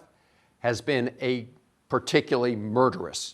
group. In fact, it's the only party to this conflict that the United States government has determined is committing genocide in Sudan. Last October in El Fasher, they killed 6,000 people in just 3 days. Now there's another town that's been surrounded, El Obeid, and 500,000 people are at risk as we speak. The primary supporter of the murderous RSF has been the United Arab Emirates, the UAE. And we need to make it clear to the UAE that we will not tolerate them fueling these massacres, this genocide. And so I, along with 20 of my colleagues, have been urging Secretary Rubio and the Trump administration to say that we're going to pause U.S. arms sales to the UAE so long as they are arming this murderous genocidal group, the RSF. It's a simple thing we, the United States, can do to prevent a massacre in Sudan. كبرات تقاتلتي كم زكن الكتاتلون كن عزبون زتنحنا إزل علوي بعض سلطان منجس أمريكا مسكومو 10 سب سلطان بمخانيو زند فحساب أغريبو زركب زلو تسفان قبر أمريكا حبرات إمارات عرب تسيت الله عدكنات وراتن دوكتبلو بتماساسالي أبلع لزهاجر تصنع عقداتات مقبار نتا أبسولان تقبرو زلا إدمت تاو دوكتبلو كم دزبو على سلطان كبلو تنحى أمريكا حبرات إمارات عرب بقرار أب محاز نتا سودان كنتات دوكتبلو اتزقلل منقديو أمريكاون نزقوداي دوكتبلا كبليو ملغتاتو كعلف تانيحو كاب قودايات سودان كيوزانا لعلواي وطهدرو أزازن جنرالن نايتقام تحيلتات RSF زحالفة 3 معالتات تغنتيلو نيرو حمدان دقالو بتا أقاتيمو زركب زولو كساراتات تباساچن كلو تمالي بوغن ليبيا بيلن نتقام تحيلتات RSF عدكنات وراتن لوجستيكن زقع عزاز نبرا أستاد كلتمي تزاخلا كافلاي مكاين بدروناتن نفرتوكيناتن حيل أير ناي سودان مولو بمولو كافترح وتا كوينان يركب اللوا እዚ ካብ ኩናት ሱዳን ካብ ዝጅምር ኣብ ሓደ መዓልቲ ሰራዊት መንግስቲ ሱዳን ኣመዝጊብዎ ዝርከብ ዘሎ ዓበይቲ ዓወታት ምቅጻል ናይ ድራዓትን ቃፍላይ መኪናን ኮይኑ ይርከብ። ናይ ሱዳን ዘሎ ኩነታት ብቕልጡፍ ይቀየር ኣሎ። ሰራዊት መንግስቲ ሱዳን ዓበይቲ ዓወታት የመዝገብ። ሓምዳን ደጋሎን ሰራዊትኻ እናተፈራኸሹ ኣሰራቶም እናጠፈ ይርከብ። ኣብ ክልላት ትግራይን ኦሮሚያን ምስ ገዛ ውድብ ብልጽግና ርክብ ኣለዎም ዝተባሃሉ መሓደርቲ ከባቢታት ዕላማ ይኹኑ ከም ዘለው ዘመላኽት ሓበሬታ ወፂሎም ካብ ዓውደ ግንባር ወፃኢ ኣብ ልዕሊ ሓለፍቲ ስራሕ መንግስቲ መሓደርቲ ወረዳ ሓለፍቲ ስራሕ ዝፍጸም ዘለው ቅትለት እውን ንጹሓት ዕላማ ዝገብሩ መጥቃዕትታት ኣብ ክልል ኣምሓራ ድማ ዘይድሎም ኣብ መንጎ መንግስቲ ፌደራል ዕጡቃት ፋኖ እናቐጸለ ዝኸይድ ዘሎ ውግእ ክልቲኦም ተጻባት ሓይልታት ድሕሪ ምክያዱ ኣብ ልዕሊ ንጹሓት ዕላማታት ዝገብረ መጥቃዕቲ ይፍጸሙ ቁጽሪ ኢላምኦም ብዝስሓቱ መጥቃዕትታት ከበድቲ ብረት ዝተቐትሉ ነበርቲ ብዙሓት ከም ዝኾኑውን ጸብጻባት የመላኽቱ። ካብ ዓውደ ግንባር ወፃኢ ብፍላይ ኣብ ልዕሊ ሓለፍቲ ስራሕ መንግስቲ ዝፍጸሙ ዘለው ቅትለታት ብዕጡቃት ፋኖ መርኣያ ናይቲ ኣብ ትኽልል ዘሎ ጎንፂ እዮም። ሓይልታት መንግስቲ ኣብ ልዕሊ ስድራ ዕጡቃት ፋኖ ብምቕናዕ ንፋኖ ይድግፉ እዮም ዝበልዎም ሲቪላዊ ሓዊሱ ማእሰርቲ ቅትለታት ካልኦት መጥቃዕትታት ብስፍሓት ድማ ይፍጸሙ ኣለዉ። እዚ ዝግበር ዘሎ ምርመራታትን ተመላኸት ኢትዮጵያ ብፍላይ ኣብ ክልላት ትግራይ ኦሮሚያን ምስ ገዛ ውድብ ብልጽግና ርክብ ኣለዎም ዝተባሃሉ ኣመሓደርቲ ከባቢታት ዕላማ ይኹኑ ከም ዘለው ተጸብጻብ የመላኽት። እዚ ኩነታት ኣብ መፋረቕ 2015 ናብ ክልል ኣምሓራ ብልዕሊ ኣመሓደርቲ ከባቢ ዝፍጸም መጥቃዕትን ፖለቲካ ዕላማ የገልግል ከም ዘሎ ዘመላኽት ሓበሬታ ዕጡቃት ፋኖን ኣመሓደርቲ ወረዳታት ንኣባላት ካቢኔ ኣብያተ ጽሕፈት ውድብ ብልጽግና ከም እውን ሓለፍቲ ጸጥታ ዕላማ ከም ዝገበሩ እዩ ዝእመን። ዞባ ደቡብ ጎንደር ካብ ካልኦት ከባቢታት ትኽልል ንላዕሊ ብዙሓት ኣመሓደርቲ ወረዳ ሓለፍቲ ስራሕን እውን ይቕተሉ ኣለዉ። ሓደ ንመንግስቲ ክልል ቅርበት ዘለዎ ፍልፍል ከም ዝብሎ ኣብ ዝካየዱ ኣኼባታት ንፋኖ ኣናሽም ወይ ድማ ኣናኣኢሶም ርእይቶ ዝህቡ ሓለፍቲ ብፍሉይ ዕላማ ፋኖ ከም ዝኾኑ እዩ ዘዛረብ። ሓደ ሓላፊ መንግስቲ ሓበሬታ ኣለዎም እዩ ንገለ ሓለፍቲ ይመርፅሞም ኣይንለቀኩምን ከምዚ ክንገብር ኢና ኢሎም መጠንቀቕታ ይለኽሎም። ምቹው ኩነታት ኣብ ዝረኽብሉ ድማ ኣይምሕርዎምን ብምባል ኣብቲ ዞባ 10 ላዕለዎት ሓለፍቲ መንግስቲ ከም ዝተቐትሉ ዝግለጽ። ናይ መብዛሕትኦም ሓለፍቲ ደቂ ዘኽተማት ይኾኑ ኣለዉ ዘሎ ሓደጋ ከቢድ ኮይኑሎ ብሰንኪ እዚ ድማ ሓለፍቲ ስራሕቲ መንግስቲ ብርሕቐት ውሕስነት ኣብ ዘለዎም ከባቢታት ኮይኖም ክሰርሑ ብዓጀባ ክንቀሳቐሱ እዮም ተገዲዶም። ዋና ኣዛዚ ፖሊስ ዞባ ደቡብ ጎንደር ኮማንደር ንጉስ ታመነ ቅትለት መራሕቲ ብፍላይ ኣብ 2016-2017 ዝኸፍአ ነይሩ እንትብሉ ይኹን እምበር መብዛሕትኦም ሓለፍቲ መንግስቲ ኣብ ውግእ ከም ዝተቐትሉ እዩ ዝግለጽ። መራሕቲ ሲቪል ኣብ ውግእ ብቐጥታ ከም ዝሳተፉ ተኣዛዚ ፖሊስ እንትዛረብ ንርእሶም ንምንቅስቓስ ብረት ተዓጢቖም ዝንቀሳቐሱ ብምባል እዩ ዘብርህ። ምስ ተማረኹ ዝቕተሉ ብዙሓት እዮም ብምባል ስድራ መራሕቲ እውን ግዳያት ይኾኑ ኣለዉ። ዕጡቃት ፋኖን ሓለፍቲ ስራሕቲ መንግስቲ ኣፅዋር ካብ ዝተዓጠቐ ወተሃደር ፈሊና ንሪኦም ብምባል ኣካላት ውግእ ከም ዝኾኑ ቅድሚ ሕዚ እውን ይገልጹ ነይሮም። ሓይልታት ጸጥታ መንግስቲ ድማ ብልዕሊ ስድራ ዕጡቃት ፋኖ ይድግፍዎም ዝብዎም ምፍርራሕ ማእሰርቲ ምእጋድ ንብረት ቅትለትን ካልእ መጥቃዕቲ ይፍጽሙ ኣለዉ። ሞት ቅትለት ገደብ ምንቅስቓስ ስቅያት ስደት ተስፋ ምቑራጽ ፀገም ዝኣመሰሉ ገብናት ኩናት ንዓመታት ኣብ ትኽልል ልሙዳት ተግባራት ኮይኖም እዮም። እዚ ሓደገኛ ምንቅስቓስ ከም መጋየፂ ከም ዝረአ ነበርትን ትገልጹ። ብሰንኪ ምዕፃው ጽርግያታት ገደብ ምንቅስቓስ ምውፃእ ማሕበራዊ ምትእስሳር ኣዝዩ ዝተገደበ ኮይኑሎ ምስቲ ኣብ ክልል ኣምሓራ ዘሎ ኩነታት ተኣሳሲሩ ዝካየድ መጭወይቲ ብዙሓት ካብ ከባቢኦም ክወፁ ኣገዲዱ ሓደ ሰብ ንኽፍታሕ ክሳብ 10 ሚልዮን ብር ይሕተት ከም ዘሎ ዝገለጸ ኣዛዚ ፖሊስ ኮማንደር እቶም ዓገድቲ ዕላማታቶም ብምውጣን ዝተዋደደ መጥቃዕቲ የካይዱ ኣለዉ። እዚ ድማ ብፍላይ ወፈርቲ ካብ ክልል ክወፁ ከም ዝገበሮም ትገለጽ። ኣብ ክልል ኣምሓራ ዝካየድ ዘሎ ጎንፂ ብሚልዮናት ዝቑፀሩ ሰባት ተቐላዕቲ ዝገብረ መጥቃዕቲ ድሮን ከበድቲ ኣፅዋር እውን የካይዱ ከም ዘለዉ ይትንገር። ሎሚ ብዛዕባ እዚ ጠሪቀ በላዕ ናይ ጎደና ቴሌፎን መቸም ሕጂ ከዓ አርኤስኤፍ ናይ ኤርትራ ኮይኑ መፂ ማለት አርኤስኤፍ ዳዕመል ሰሪዕ ኣብ ዝሓለፈ እዋን ናብ ዱባይ ተጓዒዞም ነይሮም። ኣብ ዱባይ ኣብ ዝተጓዓዝሉ ካብ መንግስቲ ኢማራት ዓረብ ገንዘብ ከም ዝተቐበሉ ሓደ ከዓ ካብቲ ገንዘብ ስለዘይተመቕለ ካብቲ ገንዘብ ስለዘይተዋሃበ ከዕገርግር ከጉርዕ ይርአሎ ማለት ሰረቕቲ ክልተ ሰረቕቲ ክማቆሉ ይበኣሱ ከም ዝበሃል ናይ ኣሜሪካ ገንዘብ ናይ ካናዳ ገንዘብ ካብ ብልጽግና 20 ሚልዮን ብር ኣበይ ኣትዩ እንድሕር ዳ ተባሂሉ ሰረቕቲ ክማቆሉ ይበኣሱ ናብ ኢማራት ዓረብ ከይዱ ነይሩ ጨሪቀ በላዕ ምስቲ ገንዘብ ደሽርፍ ከምኡውን ኣብ ዝተፈላለዩ ኣጋጣሚታት ተኸታቲልኩሞ እንድሕር ዳ ኮይንኩም ካብ ኣዲስ አበባ ቀሪብና ኢና 60 ኪሎ ሜትር 40 ኪሎ ሜትር ፅባሕ ኣስመራ ክነኣትዊና ኢሉ ነቶም መንእሰያት ኣብ ሓው ንክጠብሶም ንሱ ከዓ ሰበይቱ ሓቂፉ ኣብ ዓዲ እንግሊዝ መጨጨ ዝብልዎ ናብ ዱባይ ተጓዒዙ ነይሩ ምስ ጨሪቀ በላዕ ካብ መንግስቲ ኢማራት ዓረብ ከዓ ፋካ ከም ዝተደፍዑ ኩሎም ሕደዮም በዚ ጋጣሚ ዝኾነ ኤርትራዊ ካብዞም ሰረቕቲ እቲ ዝውጭጭን እቲ ትሚሉ ዘሎም ኩሎም ሕደዮም ጥንቃቐታት ግበሩ ምስ ተውዓልኩም ኣስሑ መንእሰያት ካብዚኣቶም ርሓቁ ካብቲ ዝዛረብ ዘሎ ካብቲ ሱቕ ኢሉ ገንዘብ ኣብ መክዕብት ተጸሚዱ ዝሰርሕ ዘሎ ሎማዓንቲ ብዛዕባ ባሕሪ ናይ ኤርትራ ተዛሪቡ ገለ ክትብሉ ምስ ሰምዓኹም ትማልኮ ሰራዊት ትግራይ ኣስመራ ከኣትውሎ ኣለዎ ሰራዊት ትግራይ ክስዕር ኣለዎ ኤርትራ ክትስዓር ኣለዋ ዝብሉ ዝነበሩ ሕጂ ገንዘብ ዳ ይባይሶም ዳ እምበር ካልእ ኣብ ኤርትራ ወላ ሓደ ሓልዮት ቅንጣፍ ፍረኣድር ትኸውን የብሎምን እስከ ንስማዓዮ እንታይ ዝበለ ሎማዓንቲ እሞ ክቡራት ተኸታተልቲ ብዛዕባ ኪሮስ ከዓ ገለ ክንብል ኢና እንደገበርና ክንከይድና በቲ شو يفطروا كنتات مال سلازي تحطوا قبوئيو 150-160 مليون عزيخا حتى تحت زبح الزرابة أكل نايت سرعة عمزية أتي زمت زخفت بحري ويودب من قستن والكل يكون وين في البرلمان يكون نتجزبي أجي إثيوبيا أديس أبابا كل على 400 شهر تراوله أبزي مرع له أبزي نبر له أبزي مهر له أبزي بزح نقدر يقبر له تخويني أكل زي كده بزح مقنعات الله لازم زيو النبعلوس حد ما بقاش نصبح زمت وحدات نصبح زمت حبر أو عبيت حد أكل معناتي لازم نحنا بقون عينا نريو تكاب حجون نعوز تصنع وجلة فلينا ما محبر سبع عالم وجلة إرتوا وجلة هنا يكون إرتوانا لنا مسوا قال واه تي أبي أحمد كله بالسجنة زحطه حتى قبولينا بلوك مالون طريق بلع شو زغدسو ገንዘቡ زغدسو بزعبا ኢትዮጵያ ዳምበር بزعبا ኤርትራ ክንደቅንጣ ፍረ አድርትኸውን ሓልየት ዝበሃል ይብሉን ኩሉ ግዜ ብደም ትግራዋይ ሕጂኻ ብደም ብልጽግና ኣብ ኤርትራ መንግስቲ ንኽቕየር መንግስቲ ኤርትራ ከዓ ተኣልዩ እታ ኤርትራ ትበሃል ኣካል ኢትዮጵያ ንኽትከውን ካብቶም ሰማያዊ ባንዴራ ብምሓዝ ብድሕሪት ዝጎዩ ዝነበሩ ብቅድሚት ዘይኮነ ንመንእሰያት ኣብ ሓዊ ዝጠብስ ዝነበረ ሎማዓንቲ ከተረዲእኩም ዶ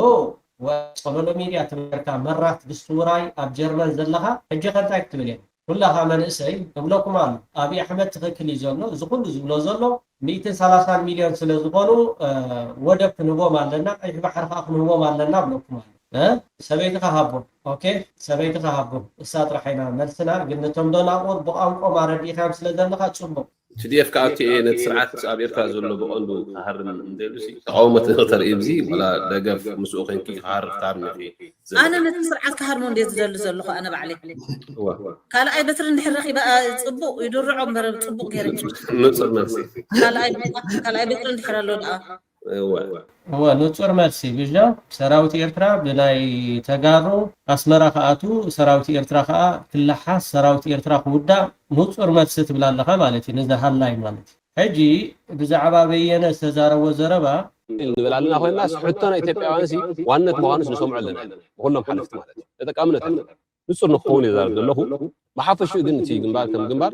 زجورهم وعلات على ودم تلك أسفار أزاينو سوفار there's no سبحان وعد بس من سيدي بياستا أكوكم زي الاسم عدي سابا حيال قوط تفتيرون اتقوطي بفلا يبلع لمحرا ما أسرتي عجاء تقراواي أفتناي كلتشن 10 سنة زنبرناي تقراواي عجاء بس حوم كابناي اتوت ناي قبيوش زبحال كاب ايربورت كاب قزعمزع مصفان نتصرح يقوم دا توهالو أبزان كلتا معالتنا تقفف حديرهم 4 شمونتنا محارة أسيرهم اللو كلتا معال 4 شمونتا كاب قمرك زخون سوات أسيرنا لنا إلهم أرموون حرق التحويسهم أمحاريهم قفيتهم 4 شمونتنا محارة أسيرهم أب كلتا معال تقارون تأثير منه أبزا سومن زيا بوليتيكينيا تاتي طرفه ناي إهابا بوليتيكينيا تاتي نازول مبرقوا بوليتيكينيا نزوق عيكونهم قليو بزغونا جن بوليتيكينيا تات ناي إهابا أوف كورس بوليتيكانا إثيوبيا عندهم يلوديو كمي كم زود قرايو شعبيا زنع حيليكوا ስናበለን ይወደ ሸሪፉ ፋፋ ቢልዋ አባን ይሄ ኢሳያስ ግን በዓሉ ብዙኾነ ኢትዮጵያ ፖለቲካ እናወደቀና ናፍቶም ዕሱባት ዝብሉ ገፊሕ ኣፍ ዘለዎም ናብኣቶም በፂሓ ፖለቲካ ኢትዮጵያ ኣብ ምንታይ በፂሓ ከም ዘላ ራእይዋ ልዕሊ 48 ኣምሓሩ ተኣሲሮም እዮም ካልኦት እውን ተኣሲሮም እዮም እቶም ካልኦት ዝብሎም ዘለኹ ንኣብነቶም ብናይ ብልፅግና ዘመን ፍትወራር እዋን ናይ ፍትሒ ቢሮ ሓላፊ ገይሮም ኣቕሚጦሞ ዝነበሩ መቸም ክንወድቕ ከለና ኣብ ምንታይ ደረጃ ከም ዝነበርና ሪኢኹሞ እንዲኹም ሕጂ እውን ብርግፅ ተላዒልና ማለት ኣይኮነን ግን ይሓይሽ እዩ ኣበራ ንጉስ ዝበሃል ናይ ፍትሒ ቢሮ ኣቕሚጦሞ ዝነበሩ ሓደ ወዲ ብብልፅግና ኣቕሚጦሞ ነይሮም ሪኢኹም ዓሲቡ ሓይኹ ምስ ወድኦም ይበልዖም ኣሎ ኣበራ ንጉስ ናይ ሕጊ ሰብ እዩ ናይ ፍትሒ ቢሮ ሓላፊ ገይሮ ኣቕሚጥዎ ነይሩ ብዘመነ ብልፅግና ናይ ግዜ ጉዳይ እምበር ሓይኹ ክበልዓካ እዩ ሓይኹ መቐረትካ ምስ ወድአ ክድርቤካ እዩ ትግራዋይ ግደፍ ንብሎ ዝነበርና ኣበራ ንጉስ ርኢኻ ተቐፃዕ ይስሓቅ ወልዳይ ርኢኻ ተቐፃዕ ይስሓቅ ወልዳይ እውን ኣብቲ ፀቢብ እዋን ድቃስ ኢልና ሓንቲ ሰዓት ደቂስና ብመዓልቲ ክድውሉልና እዮም ኢልና ስልክና ሳይለንት እንታይ ገበርና ንድቅስ ይድውሉ ሕዚ እንትስእ ብደቃይቕ እንትስእ ካብኡ ይቆራረፃው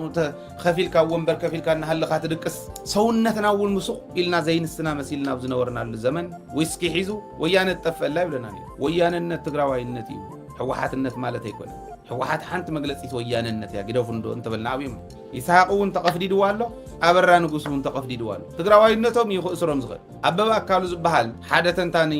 ናይ ኣምሓራ ናይ ኢሃፓ ኣባል ኣመራርሓ እዩ እሱ እውን ተኣሲሩ ገሚኡ ይሰሩ ኣለዉ ቶም ተጋሩ ንርአዮም ቶም ተጋሩን ኣበበን ሰለስቲኦም ተኣሰርሉ ሽብር እዩ ኣይወፁን ማለት እዩ በዓል ክርስቲያን ታደለ ወፅዮም ገና እኮ ይርአ እኮ እዩ ዘሎ ናቶም እውን ይርአ ኣሎ እዩ ዝበሃል ክንደይ ዓመት ገይሩ በዓል ዮሃንስ ቦያሎ ወፅዮም ድዮም ኣብኡ ኮ እዮም ይርአ ዘሎ እዮም ዝበሃሉ ዘሎ ኣብ ልዕሊ እዚኦም ኣብ ደቂ ኣንስትዮ ምድፋር ተፈፂሙ ኣብ ትግራይ ኣወዳት እዮም ደፊሮሞን ኢሉ ክቕልድ ከሎ ኣብ ልዕሊኦም ግን ኣብ ልዕሊ ወዳተ እውን ገይሩ እዩ ፈፂምዎ ዝብልዎ እዚዩ ብጣዕሚ ዘግናኒ እስካዕ ሕዚ ግን ተሸንኪሮም ማኒ ሓንሳብ ኦፕሬሽን ይኾኑ ኦፕሬሽን ኮይኖም ሕክምንኦም ብኣግባብ ስለ ዘይተኸታተሉ ከምዚ ኮይኖም ዶ ተርፋንጀት ቢልዎም ዶ አንጀት ናይ አንጀት ምብልሻው ዶ ብከላ ደጋጢምዎም ዶ ይበሃሉ ይሰምዑም ኣለ ክርስቲያን ታደለ ኣብይ ኣሕመድ ሓፃር ግዜ ዋላ እንተኾነ ተጠቂሙሉ ጋህታፍ ኣብ ቅድሚ ተሰሊፉ በዓል ዮሃንስ ቦያሎ በዓል ክርስቲያን ታደለ ካልኦት እውን ኣብ ቅድሚ ተሰሊፉ ኣብ ልዕሊ ትግራይ ዘይተዘመተ እዩ ኣብቲ እዋን ኣብቲ ፀቢብ እዋን ተስታውስ እንትኾኑ ምስኦም ተሓዊሶም ናይ ኣብይ ኣሕመድ ልኡኻት ኮይኖም ፍትሒ ዝመርሑ ዓጀውጀው ዝብሉ እንታይ ናይ ትግራይ ቴሌቭዥን እንታይ ነበረ ይስሓቅ እውን ከምኡ ገይሮሞ ነይሩ ድሓር ከይዱ ዊስኪ ሒዞም ባንዴራ ናይ ኢትዮጵያ ቀይ ብጫ አረንጓዴ ሒዞም ኣብ ክሳዶም ገይሮም ሆይ ይብሉ ነይሩ ሓይኹ ወዲእዎም ዶ ነቶም ቀዲሙ ሓይኹ ዝወድኦም ንባዕል የማነ ጥፍይዎም ንባዕል ብዛ ጥፍይዎም እንዳፀንሐ እንዳጥፈአ መፅኡ እዚ ከዓ ኣሲርዎም ኣሎ እዚ እንታይ ይብሉ ኣሎ ሕጋዊ ናይ ፖለቲካ ከይዲ ከም ሽፋን ብምጥቃም ምስ ፅንፈኛ ሕወሓትን ካልኦት ፅንፈኛታትን ብምትሕብባር ፅምዶ ምስ ዝበሃል ሓይሊ እውን ተራኺቦም ኣብ ኣዲስ ኣበባ ተልእኮ ሒዞም ብምንቅስቃስ ኣባላት ብምምልማል ናይ ፀጥታ ሓይልታት ምንቅስቃስ ብምስላል ነቲ ናይ ፅምዶ ዝብል ጉጅለ መረዳእታ ብምሃብ ይሳተፉ ነይሮም ይብል ነዚኣቶም ንበዓል ኣበራ ንጉስ ንበዓል ይስሓቅ ንበዓል ኣበበ ሕገ መንግስቲ ብሓይሊ ንምፍራስ ወታደራዊ ክንፊ ናይ ሚድያን ፕሮፓጋንዳን ክንፊ ከምኡውን ካልኦት ክንፍታትን ስምሪት ብምግባር ብልፅግና ሃገር ናይ ምምራሕ ዓቕሚ የብሉን ማለት ተዓቕሞም ከምዚኣ ገይሮም እንዲም ኩሉ ግዜ ዘንጠልጥልዋ እንደይ ናይ ዝኣክል ዓቕሚ ከምዘይብሎም ትርድእዎም ዓቕሚ የብልኩምን ኢልኩምና ኢሎም ውይ ክብሉ ከለዉ ክትሪኡ ከለኹም ስለዚ ብልፅግና ሃገር ናይ ምምራሕ ዓቕሚ የብሉን ብምባል ብሓይሊ ብልፅግና ከውግዱ ብሓይሊ መንግስቲ ከውግዱ ብሓይሊ ክነውግዶም ኣለና ብምባል ኣብ ኣዲስ ኣበባ ተልእኮ ሒዞም ዝንቀሳቀሱ ዝነበሩ ምዃኖም በፂሕናዮም ይብል ህዝቢ ዕጥቃዊ ቃልሲ ክገብር ብምቕስቃስ ኣብ ኣምሓራን ኦሮምያን መረፃ ከይካየድ ብምግባር ኣብ ዝሓለፈ ኣይምረፅን ኣነ እኺለ ኣለኹ ወፅየ ኣለኹ ኢሉ ይስሓቅ ገለ ክንብል ከለና እንታይ ኢለኩም ነይሩ ነዚ ወዲ ሕዚ ስኢሎም ከድበስብስዎ እዮም እንታይ ፈተወ እተኽሉ ፅባሕ ንጎ ከኣስርዎ እዮም ኢሎም እዚኣ ንሳ ካልእ የብላ ህዝቢ ዕጥቃዊ ቃልሲ ክግበር ብምቕስቃስ ኣብ ኣምሓራን ኦሮምያን መረፃ ከይካየድ ብምግባር ምስ አንከር ሚድያ ኢትዮ ፎረም ኢትዮ 360 ከምኡ እውን ካልኦት ሚድያታት ብምርኻብ መረዳእታ ብምክፋልን ህዝብን መንግስትን ንክጋጨው ብምግባር ምስ ናይ ሕወሓት ዓበይቲ ኣመራርሓ ለይትን ቀትርን ክሰርሑ ረኺብናዮም ይብሉ ኣብ ኣዲስ ኣበባ ዝተፈላለዩ ክፍለ ከተማታት ኣብ ናይ መንግስቲ ፀጥታ ሓይልን ላዕለዎት ኣመራርሓን ጥቕዓት ንምፍፃም እናተዳለዉ እናሃለዉ ብዕለት 27/11/2018 ኣብ ጥብቂ ክትትልን ኣብ ቁፅፅርን ኣውዒልናዮም በብተራ ከዓ ሒዝናዮም ይብሉ ምርመራ ከዓ ይግበረሎም ኣሎ ይብል እቲ ጉዳይ ናይ ሽብር ጉዳይ ስለ ዝኾነ ኣብቲ ጽሑፍ ይኹም ዝብል ኣብዚ ሕዚ እቲ ጽሑፍ ዝብለኩም ዘንብቦ ዘለኹ ፌደራል ፖሊስ ኮሚሽን ናይ ኢትዮጵያ ፌደራል ፖሊስ ናይ ወንጀል ምርመራ ቢሮ ናይ ኢትዮጵያ ፌደራል ፖሊስ ወንጀል ምርመራ ቢሮ ዘውፅእ እቲ ጉዳይ ናይ ሽብር እቲ ወንጀል ናይ ሽብር ወንጀል ስለ ዝኾነ ሰፊሕ ግዜ የድልየና ዕጫ ናይ ክርስቲያን ታደለን ናይ ዮሃንስ ቦያለውን የዘንብልኩም ዘለኹ ማለት ክበፅሖም ማለት እዩ በዓል ይስሐቅ በዓል አበራ ንጉስ ተኣሰሩሉ ሕዚ ዘንብብ ዘለኹ ግን ዕጫ ናይ በዓል ክርስቲያን ታደለ እዚኣ ናይ ኤሪቲቪ ትሪዋ ዘለኹም ፕሮግራም ሰደለይ ሕጂ በርባሩን አዛሪብን እንታይ እዩ ነቶም ኣብኡ ዝኸዶም ብሽም ተፈታዊ ቶክ ሾው ቻነል ወይ ከዓ ሚድያ ማለት እንጣሽ ምተኻይዲ ሸቐጥ አይኑ እኳ መጀመርያ ሓቂ ዘረባ ካብቶም ቀዳሞት ነዚ ከይዲ ዝተሓተቱ ሰብ እንዴ ኣካይዶም ኩሉም ዝረኣኹ ስለዘይነፀረለይ ግን ኣካውንታብሊቲ ኩሉ ትራንስፓረንሲ ስለዘይነበረ ኣይከይድን ኢለ ተጠዋቢለ ጉዕዘይ ግን ከዓ ኣብ ምስከዱ ኣብዚኣ እስከመይ ተዓሽያ ኣይፈልጥን ግን ኣብዚ ሲ ትናትኩም ቻነል እንታይ ዝርግሕ ኣበይቲ ቻነልኩም ኢለና ተናትካዕና ሂብናዮም ከዓ ርኢናዮም ዘለና እሞ ፕሩፍ ንክገብሩ ወይ ከዓ ሜሽኮ ንክገብሩ ሲ እዚኣ ኣብ ኣን ከምቲ ዝርጋሕ ነጌርናዮም ኣለና እሞ እዚኣ ተዛረበላ ኢኻ ሃይሉ ይፅሕፈለይ ዘሎ እዛ ቪድዮ እዚኣ ትሪኣ ኣለኹም እዛ ፅሕፍቲ እዚኣ ተዛረበላ ድሓር ሊንክ ስደደለይ ኢኻ ናባይ ናይ ካንሰር መዓልቲ የብሉን ግን ሕክምና መድሃኒትን ኣብ ኤርትራ የለን እዚኣ ተዛረበላ ንምንታይ እዚኣ ተዛረበላ ዝብሎም ዘሎ ንዓኣቶም ነቶም ናይ ግብረሰናይ እወ እዚ ቻነል 170 ክንደይ ሽሕ ዘለዎ ናትና እዩ ናይ ዝቃልስና እዩ በቃ ብሓፂሩሲ ገንዘብ መርከብሲ ኣለና ብዙሕ ነገራት ገበርቲ ሰናይ ይኮኑን ገበርቲ ሰናይ ዝበሃል ኣብ ኢማራት ዓረብ የለን ኣብ ዱባይ ገበርቲ ሰናይ ዝበሃል የለን እቶም ገበርቲ ሰናይ ኢልኩም ትሽፍኖም ዘለኹም እዚ ሕጂ ኣብ ሱዳን ጆኖሳይድ ፍፅም ዘሎ ስርዓት ኢማራት ዓረብ ከምኡ ከዓ ዳዕመል ሰሪዕ ንሳቶም ዳያ እምበር ኣብ ዱባይ ኣብ ኢማራት ዓረብ ብሽም ሰብኣዊ መሰላት ኣይሸቅጡ እቶም ሰብኣዊ መሰላት ኩሉ ግዜ ፖለቲካዊ ኣጀንዳ ዳያ ብሰርሑ ዳ እምበር ብሽም ሰብኣዊ መሰላት ኢልካ ኣብ ልዕሊ ህዝቢ ኤርትራ ኣብ ልዕሊ ኤሪ ቲቪ ማለት እዩ ስምዕዎ እዚ ትመባእሲኦም ሊንክ ስደደለይ ኢኻ ናባይ ናይ ካንሰር መዓልቲ የብሉን ግን ሕክምና መድሃኒትን ኣብ ኤርትራ የለን ነዚኣ ተዛረበላ ንምንታይ ነዚኣ ተዛረበላ ዝብሎም ዘሎ ንዓኣቶም ነቶም ናይ ግብረሰናይ እወ እዚ ቻነል 170 ክንደይ ሽሕ ዘለዎ ናትና እዩ ናይ ዝቃልስና እዩ በቃ ብሓፂሩሲ ገንዘብ መርከብሲ ኣለና ብዙሕ ነገራት ተቕርቦ ነገራት ምክንያታት ኣብዚ እውን ኣነ ኣለኹ እዚ ፌብሩዋሪ ዝኾን ዘሎ which is ልክዕ ዱባይ ዝነበረሉ ወቅቲ እዩ ትሪኦ ኣለኹም እዚኣ ሊንክ ሰዲደሉ ኣብ መወዳእታ እዛ ቪድዮ ኣላትካ all the way to the end okay thank you ዝብለኒ ማለት እዩ ሕጂ እታ ቪድዮ ተዛረብ ኩላ ከምፃልኩም እየ ልክዕ እታ ዝበለኒ ርእይታ ሓበላ ኮመንት ሓበላ እንዲልኒ ኣበላ እንተረኺበያ እታ ያ this one ሽዑ እዚኣ እታ ቪድዮ ማለት እዩ ልክዕ እዚኣ እንታይ እዮም ዝብሉ ዘለዉ እንዳ ቲቪኤርስ ክንስማዕ ኣብዚ ሕማም ዝፀንሐ ኣፍልጦ ንምዕባይ ካብ 2 ሓደ ካብ 6 ዘጋጥም ሞት ብመሽሮ ዝስዕብ ብምዃኑ ፀብፃባት ጥዕና የነፅሩ ኣብዚ ሕማም ዝፀንሐ ኣፍልጦ ንምዕባይ ካብ 2000 ክትዝከር ዝጀመረት ዓለማዊ መዓልቲ ሕማም መንሽሮ ብደረጃ ሃገር ኣብ ከተማ ኣስመራ ተዘኪራ ወኪልና ናታን ዕብዮም ዘዳለወ ዜናዊ ፀብፃብ ብፍርቱና ኣንዶም ከተቕርበ 4 ለካቲት ዓለማዊ መዓልቲ ሕማም መንሽሮ ብሕክምና ጥራይ ዝፍወስ ብዝብል ቴማ ብደረጃ ሃገር ንፈለማ እዋን ኣብ ከተማ ኣስመራ ተዘኪራ ኣብቲ ሚኒስትር ዕዮን ማሕበራዊ ድሕነትን ወይዘሮ ልኡል ገብረኣብ ዝተረኽበትሉ ስነ-ስርዓት ኣብ ሚኒስትሪ ጥዕና ግዝያዊ ዋና ዳይረክተር ክፍለ ህዝባዊ ጥዕና ዶክተር ዓንደ ብርሃን ተስፋፅዮን ኣብ ዘስምዖ ቃል እታ ዕለት ሕማም መንሽሮ ኣብዚ እዋን እዚ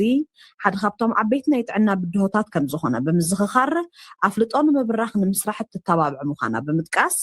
ሳዕቤን ናይዚ ሕማም ኣብ ስድራ ቤታት ኮማትን ሃገራትን ልዑል ስለ ዝኾነ ንህዝቢ ማእከል ዝገበረ መብፃዕ ምእታው ከም ዘድላ ገንዚቦም ኣደ መንበር ሃገራዊ ማሕበር ሕማም መንሽሮ ወይዘሮ ሮማን ገብረ የሱስ ብግዲኣ ማሕበር 4 ጉባኤ ብምክያድ ጦርኖፉ ሴሌብሬሽን ወቴቨር እቲ ዓመታዊ ዲገለ መለ ከብዕልዎ ትሪኦ ዝገርም ነገር መድሃኒት የለ ሕክምና የለ ሕፍረት እውን የለን ባዒቡ ሕፍረት እውን የለን ማለት እዩ ሕጂ ሓንቲ ሃገር ዝኾነ ሜዲሲን ኣብ ኤርትራ ባይ ደወይ ትረክብን ኢኻ ተትራሳይክል እኳ እዚ የለ እዚ ፈውሲ ርእሲ ገለመለ እዚ እኳ ይድስእን ፈውሲ ቃንዛ ናይ ኩርምቲ እኳ ይድስእን ሰብ ሕክምና የለን ብቕዓት ሕክምና የለን መሳርሒ የለን ሜዲሲን ከዓ የለን ማለት ግን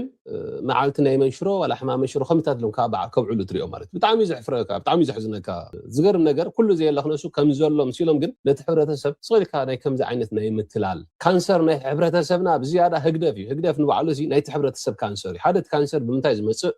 ዘይተፃረየ ኮነ ምግብታት ዝኣቱ ብኮንትሮባንድ ዝኣቱ ብከም ሱዳን ድዩ ብበዓል ተሰነገሩ ኮንትሮባንድ ዝኣቱ ዘይተፃረየ ዘይተመርመረ ኤክስፓየር ዝገበረ ብዙሕ ነገራት ዝተሓወሶ ዝተበከለ ገለ ነገር ዝታት ሕጂ ካንሰር ዘቃልዓካ ማለት እዚ ተዛረበልና ኢሉኒ ንዕኦም ዝኸውን ናብቲ ናይ ዱባይ ከይዶሞ ዝነበሩ ዝተዛረብኮ ፀረባ ንዓኣቶም እዛ ቪድዮ እዚኣ ኣብዛ ቻነል እዚኣ ናትና ምዃና ከተረጋግፁ ኣብኣ ክዛረበላ ኢሎም ኣቐዲሞም ስለ ዝነገርዎም ተዛረበላ እሞ እታ ሊንክ ስለደለየልኒ ሰዲደሎ ንኣፍልጦኹም ማለት እዩ ሕጂ ኣነ ዘይከትኩሉ ምክንያት ኣነ ብገንዘብ ኣይታለልኒ ኣነ ኣብ ጉዕዞ ቃልሰይ ይብለኩም ኣሎ ኣነ ብገንዘብ ኣይታለልን እየ ብለኩም ኣሎ ገንዘብ ይትዕላሞም ገንዘብ ይባይስዎም መትከል ዕላማ ገለ ዝበሃል ነገር ኣይኮነን ዘበኣሶም ገንዘብ እዩ أنا بجنزب زتالة لا يكون جنزب قبولون لحردا خوينهم كاب إمارات عرب نورمال السول ميديا نخال ميديا تاعيف تازي يكون جنزب زهوبوها نتي بي إر مالت نتي بي إر أتسلمكا نحنا أنصار منجسي إرتراينا نقاوم زلنا رأيهم كانسر محكم يلن قلن دابلكا كوم إلكا لفلفمو دحار شعو جنزب كهونا يم زبل الفيديو خا سريحي سريد اللوم سريحو سريد اللوم إيو نهر حكني أخوين كان حردا تفلت كوين كا خمس فيديو سريد كا خمس تحسب إن حردا أخوين كا سلمت حجة تزارب الله نتجنزب انبس لزبون خا جنزبهم حيزون قرط ما بيلو ما تمس لزبون حجوات خا تقعر الله ساعد تحق لذي أنا بجنزب أي تالي ليرو جلجل سمع معني ركوم جنا يهابو خان قماري لمها سرقتي كما قولوا يوم زبا سومان إسهي هجي بحر تبلا ولا قلة تبلا خالي قلة تبلا السي كونا نتيك عندي مزاربي أبزي أتزاري واي كله خا سندي عدخم تملسو كنقبلكم إنا زبل تصاوعيت بيرو سلامن ጸጥታን አንጻር ረብሓ ትግራይ ተሰሊፎም ዝሰብሃሉ ሓይልታት ናብ ትግራይ ክመፁ ጻውዒት ቀሪብሎ እዚ ብቢሮ ሰላምን ጸጥታን ትግራይ ዝቀረበ ናይ ተጸምቡርና ጻውዒት ተጋሩ ናብ ንብር ህይወቶም ዓዶም ክምለሱ ዝጸውዐ እዩ እቶም ጻውዒት ዝቀረበሎም ፀረ መኽቲ ሓይልታት ዝሰርሓሉ ዝተብሃሉ ተጋሩ እንትኾኑ ድጋፍ ክገበረሎም ዝኽእል ኣብ ባዶ 4 ክፍለታት 16 አንቀጻት ዝተወደበ መፈጸም መስርሕ ማንዋል ون صديقلهم وانا علامة زمتوعتا بمخنيات بوليتيكاوية سلالفها مدن نقار مسحيل تازار مختة تساليفهم دركب وقنات بسلامهم من قديم نابنو برهيوتهم كمل لسو من نبابرون بأكباب كمرح بمقبارة بتقرايز الع سلام حدنات نمرقاز زخل بايسام نمفتار مخانو زفلت أبيرو سلام نتسات سهان ازم فتم مسرح مانوال كام مقابيت كلتش نعصر شوعتن عم تمرد شميرونا بحيل تازار مختة بمخار نستسلف صراحتنياتات منقستي أمر رحا منها سيحرستو تنقادو عبلات من الشا سراوي تግራይ ከም እውን ካልኦት ቅድም ኢሎም በባህሎም ይኹን በስተገበረሎም ጻውዒት አቢሎም ተመለሱ ድማ ተፈጻምነት ከም ዘሎ ንሱል ትግብራት ተፈጻምነት ድማ በአካባቢነት ቢሮ ሰላም ጸጥታን ዝርዝር ስራሕቲና ገምገመ ዝምርሕ ባሮ ተሻዕተ አባላት ዘለዎ ኮሚቴውን ተጣይሹ ዘሎ ዓዶም ተመለሱ ዝበለ ቢሮ ሰላም ጸጥታን ትግራይ አጋጢምዋ ዘሎ ሓደጋም ምብዳህን ንምምካትን ድማ ኩሉ ክረባረቢዩ ጻውዒት ዘሎ ስለዝኾነ ኩሎም ሓይልታት ጸረ መኽተ ትግራይ ዕጥቂ ሒዞም ተሰሊፎም ዝርከቡ ተጋሩ ነዚ ጻውዒት ብኡነ ተረዲኦም ተቐቢሎም ኣብ ውሽጢ ሓደ ወርሒ ናብ ዓዶም ክመለሱ ንቡርና ብኦም ክመርሑ ካብቲ ሒዞምዎ ዘለዉ ጉጉይ መንገዲ ክወጡ ድማ ጸውዒ ዘለዎም ድኻም በትድኹም ውሳኔ ኣብ ትግራይ ዘሎ ሓይሊ ሰይጣን ዕድል ረኺቡ ይቅድስ ይውድስ ኣሎ ትግራይ ማለት እዩ ስለዚ እቲ ናይ ሰይጣን መንፈስ ናይ ኮሙኒስት መንፈስ እንዳሰፈሐ እዩ ዝመጽእ ዘሎ ንዑ ክንከላኸል ኢና ክንቃለሰላ ሕዝነካ እዩ ጽቡቕ ታሪኽ ኣይኮንና ንዛረብ ዘለና ሕጂ ታንሶም ዝህብዋ ምኽንያት እያ ቀላል مستب تجري زول الشجر مستب تجري زول الصقم استراتيجيكاو منجستي مس عالمن مس إثيوبيا زسماع منجستي كله زجبؤه مس حزبون مس عدون كيدان زي ولا سرعة مشاركة مقبار عالم زنت صلوت أب تعكاز نبر سرعة صمدو مقبار نبعلونا 20-30 عامات ودكت مش كم مالتي أو أمريكا زول لخت منه تخل أو أوروبا زول لخت منه تخل أو إثرا زول لخت منه روح زقال الحمام هدي عام خالد زبلون بور سبات نيساس حجز قلت زول من قدي نايتجري تفقت مكلت عفيف عقمي نبرنا نكاب قدفو زحلف كاب كمحوات كام مخرب مهاب زحلف عقمي نبرنا نسنجل سقاب ندكم إلنايننا تسندنا اللوا أبزها جرزئة في اللعب إثيوبيا لوتي كبسرن كله أب مونغو إرتران إثيوبيا زنا برا ركب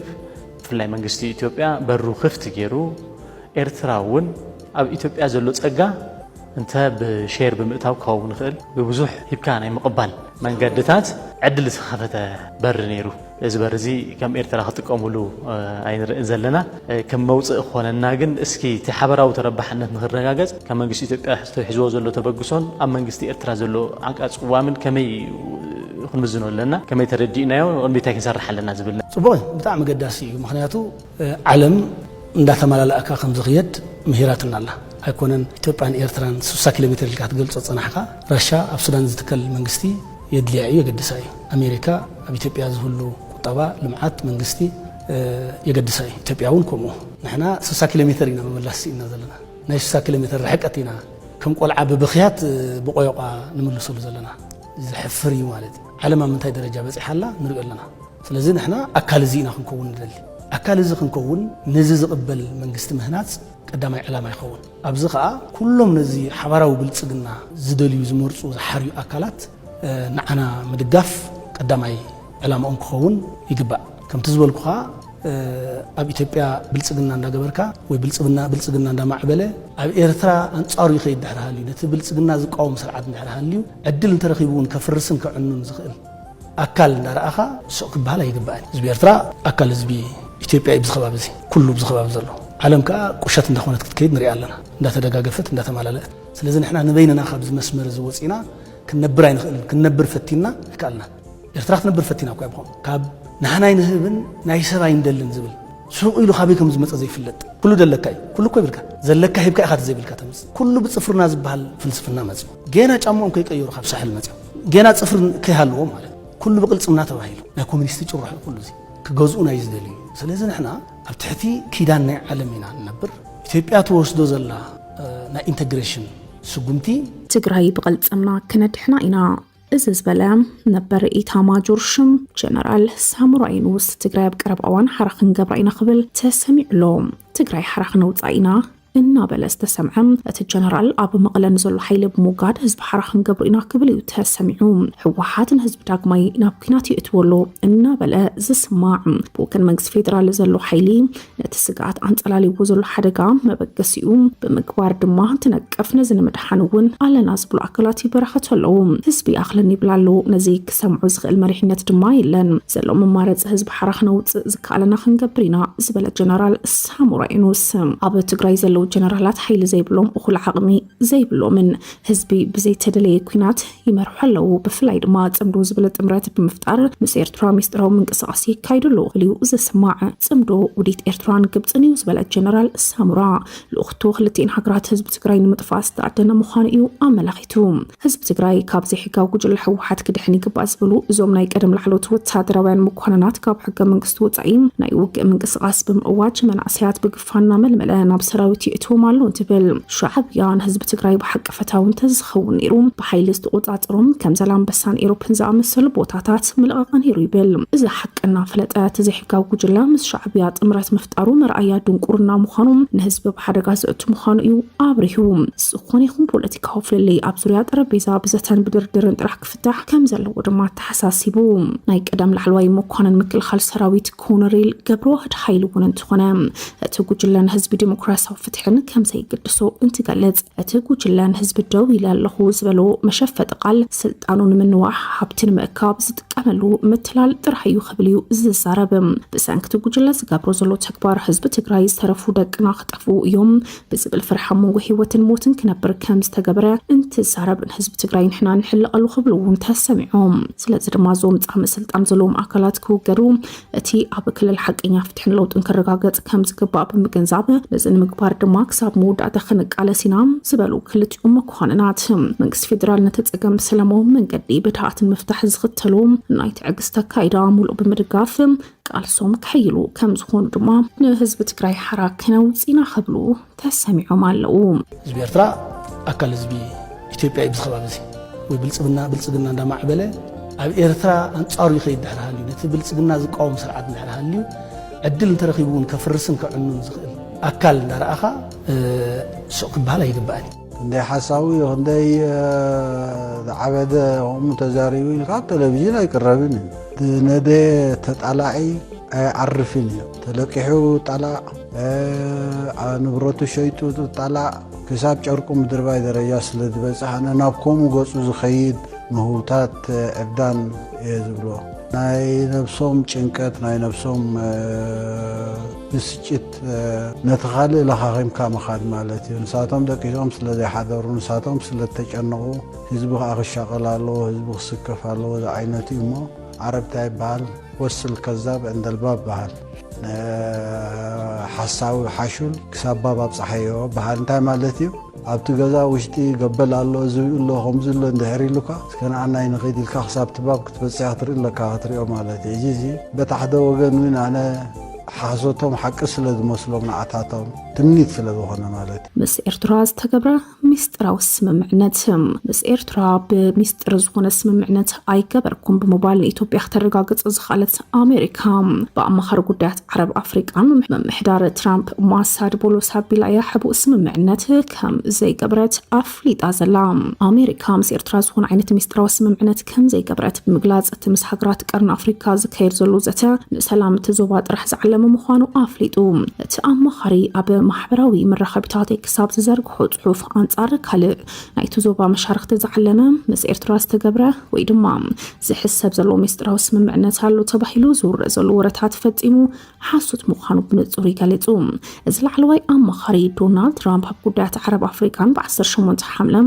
2026 ኣብ ካይሮ ምስ ሚኒስትራት ጉዳያት ወፃኢ ግብፂ ኤርትራን ሶማልያን ዘካይዶ ዘሎ ርክብ ፀረ ኢትዮጵያ ዝኾኑ ትሕዝቶ ከም ዘለዎ ተገይሩ ድሕሪ ምቕራቡ እዩ ነቲ መግለፂ ዝህብ ዘሎ። ብዘይካዚ ናይ ትማሊ ጽሑፍ ቅድሚ ሰሙን ተመሳሳሊ ትሕዝቶ ዘለዎ ጽሑፍ ኣብ ኤክስ እውን ኣስፊሩ ምንባሩ ይዝከር። ፖሎስ ነዚ ጸብጻባት ሓሶትን ኣደናጋርን ከበልዕ ብምውቃስ ድማ ንዲፕሎማስያዊ ኣሜሪካ ብዘይግባእ መልክዑ ከም ዘቕረብ እውን ትገለጽ። ኣብ ቀረባ እዋናት ሚኒስተር ጉዳያት ወፃኢ ግብፅን ኤርትራን ኣብ ካይሮ ድሕሪ ምርኻቦም ጸጥታ ምሕዳር ቀይሕ ባሕሪ ናይተን ኣብ ገምገም ባሕሪ ዝርከቡ ሃገራት ጥራሕ እዩ ዝብል መግለፂ ኣውፅኦም ነይሮም። እዚ መርገፂ እዚ ምስቲ ኢትዮጵያ ተልዕሎ ዘላ ሕቶ ኣፍ ደገ ባሕሪ ዝጋጨብ ምዃኑ ኣብ መንጎተን ሃገራት ዘለዎ ውጥሪ መሊሱ ከም ዝሃዲ እዩ ገይሩ። ኢትዮጵያ ብጎና እዚ ዞባዊ ርክባት ንዓኣ ብኸበባ ንምፅቃጥ ዝዓለመ ፖለቲካዊ ምንቅስቓስ ምዃኑ እዩ ኣብርሂ። ብፍላይ ድማ ጳውሎስ ኣብቲ ኣብ ኤክስ ዘስፍሩ ሓፂር ጽሑፍ ብዘይምግናን ከነፅር ንኤርትራ ኣብ ልዕሊ ካልእ ዞባዊ መሻርክቲ ዘሳትፍ ዝኾነ ይኹን ሚስጥራዊ ስምምዕነት ንላዘብ ወይ ድማ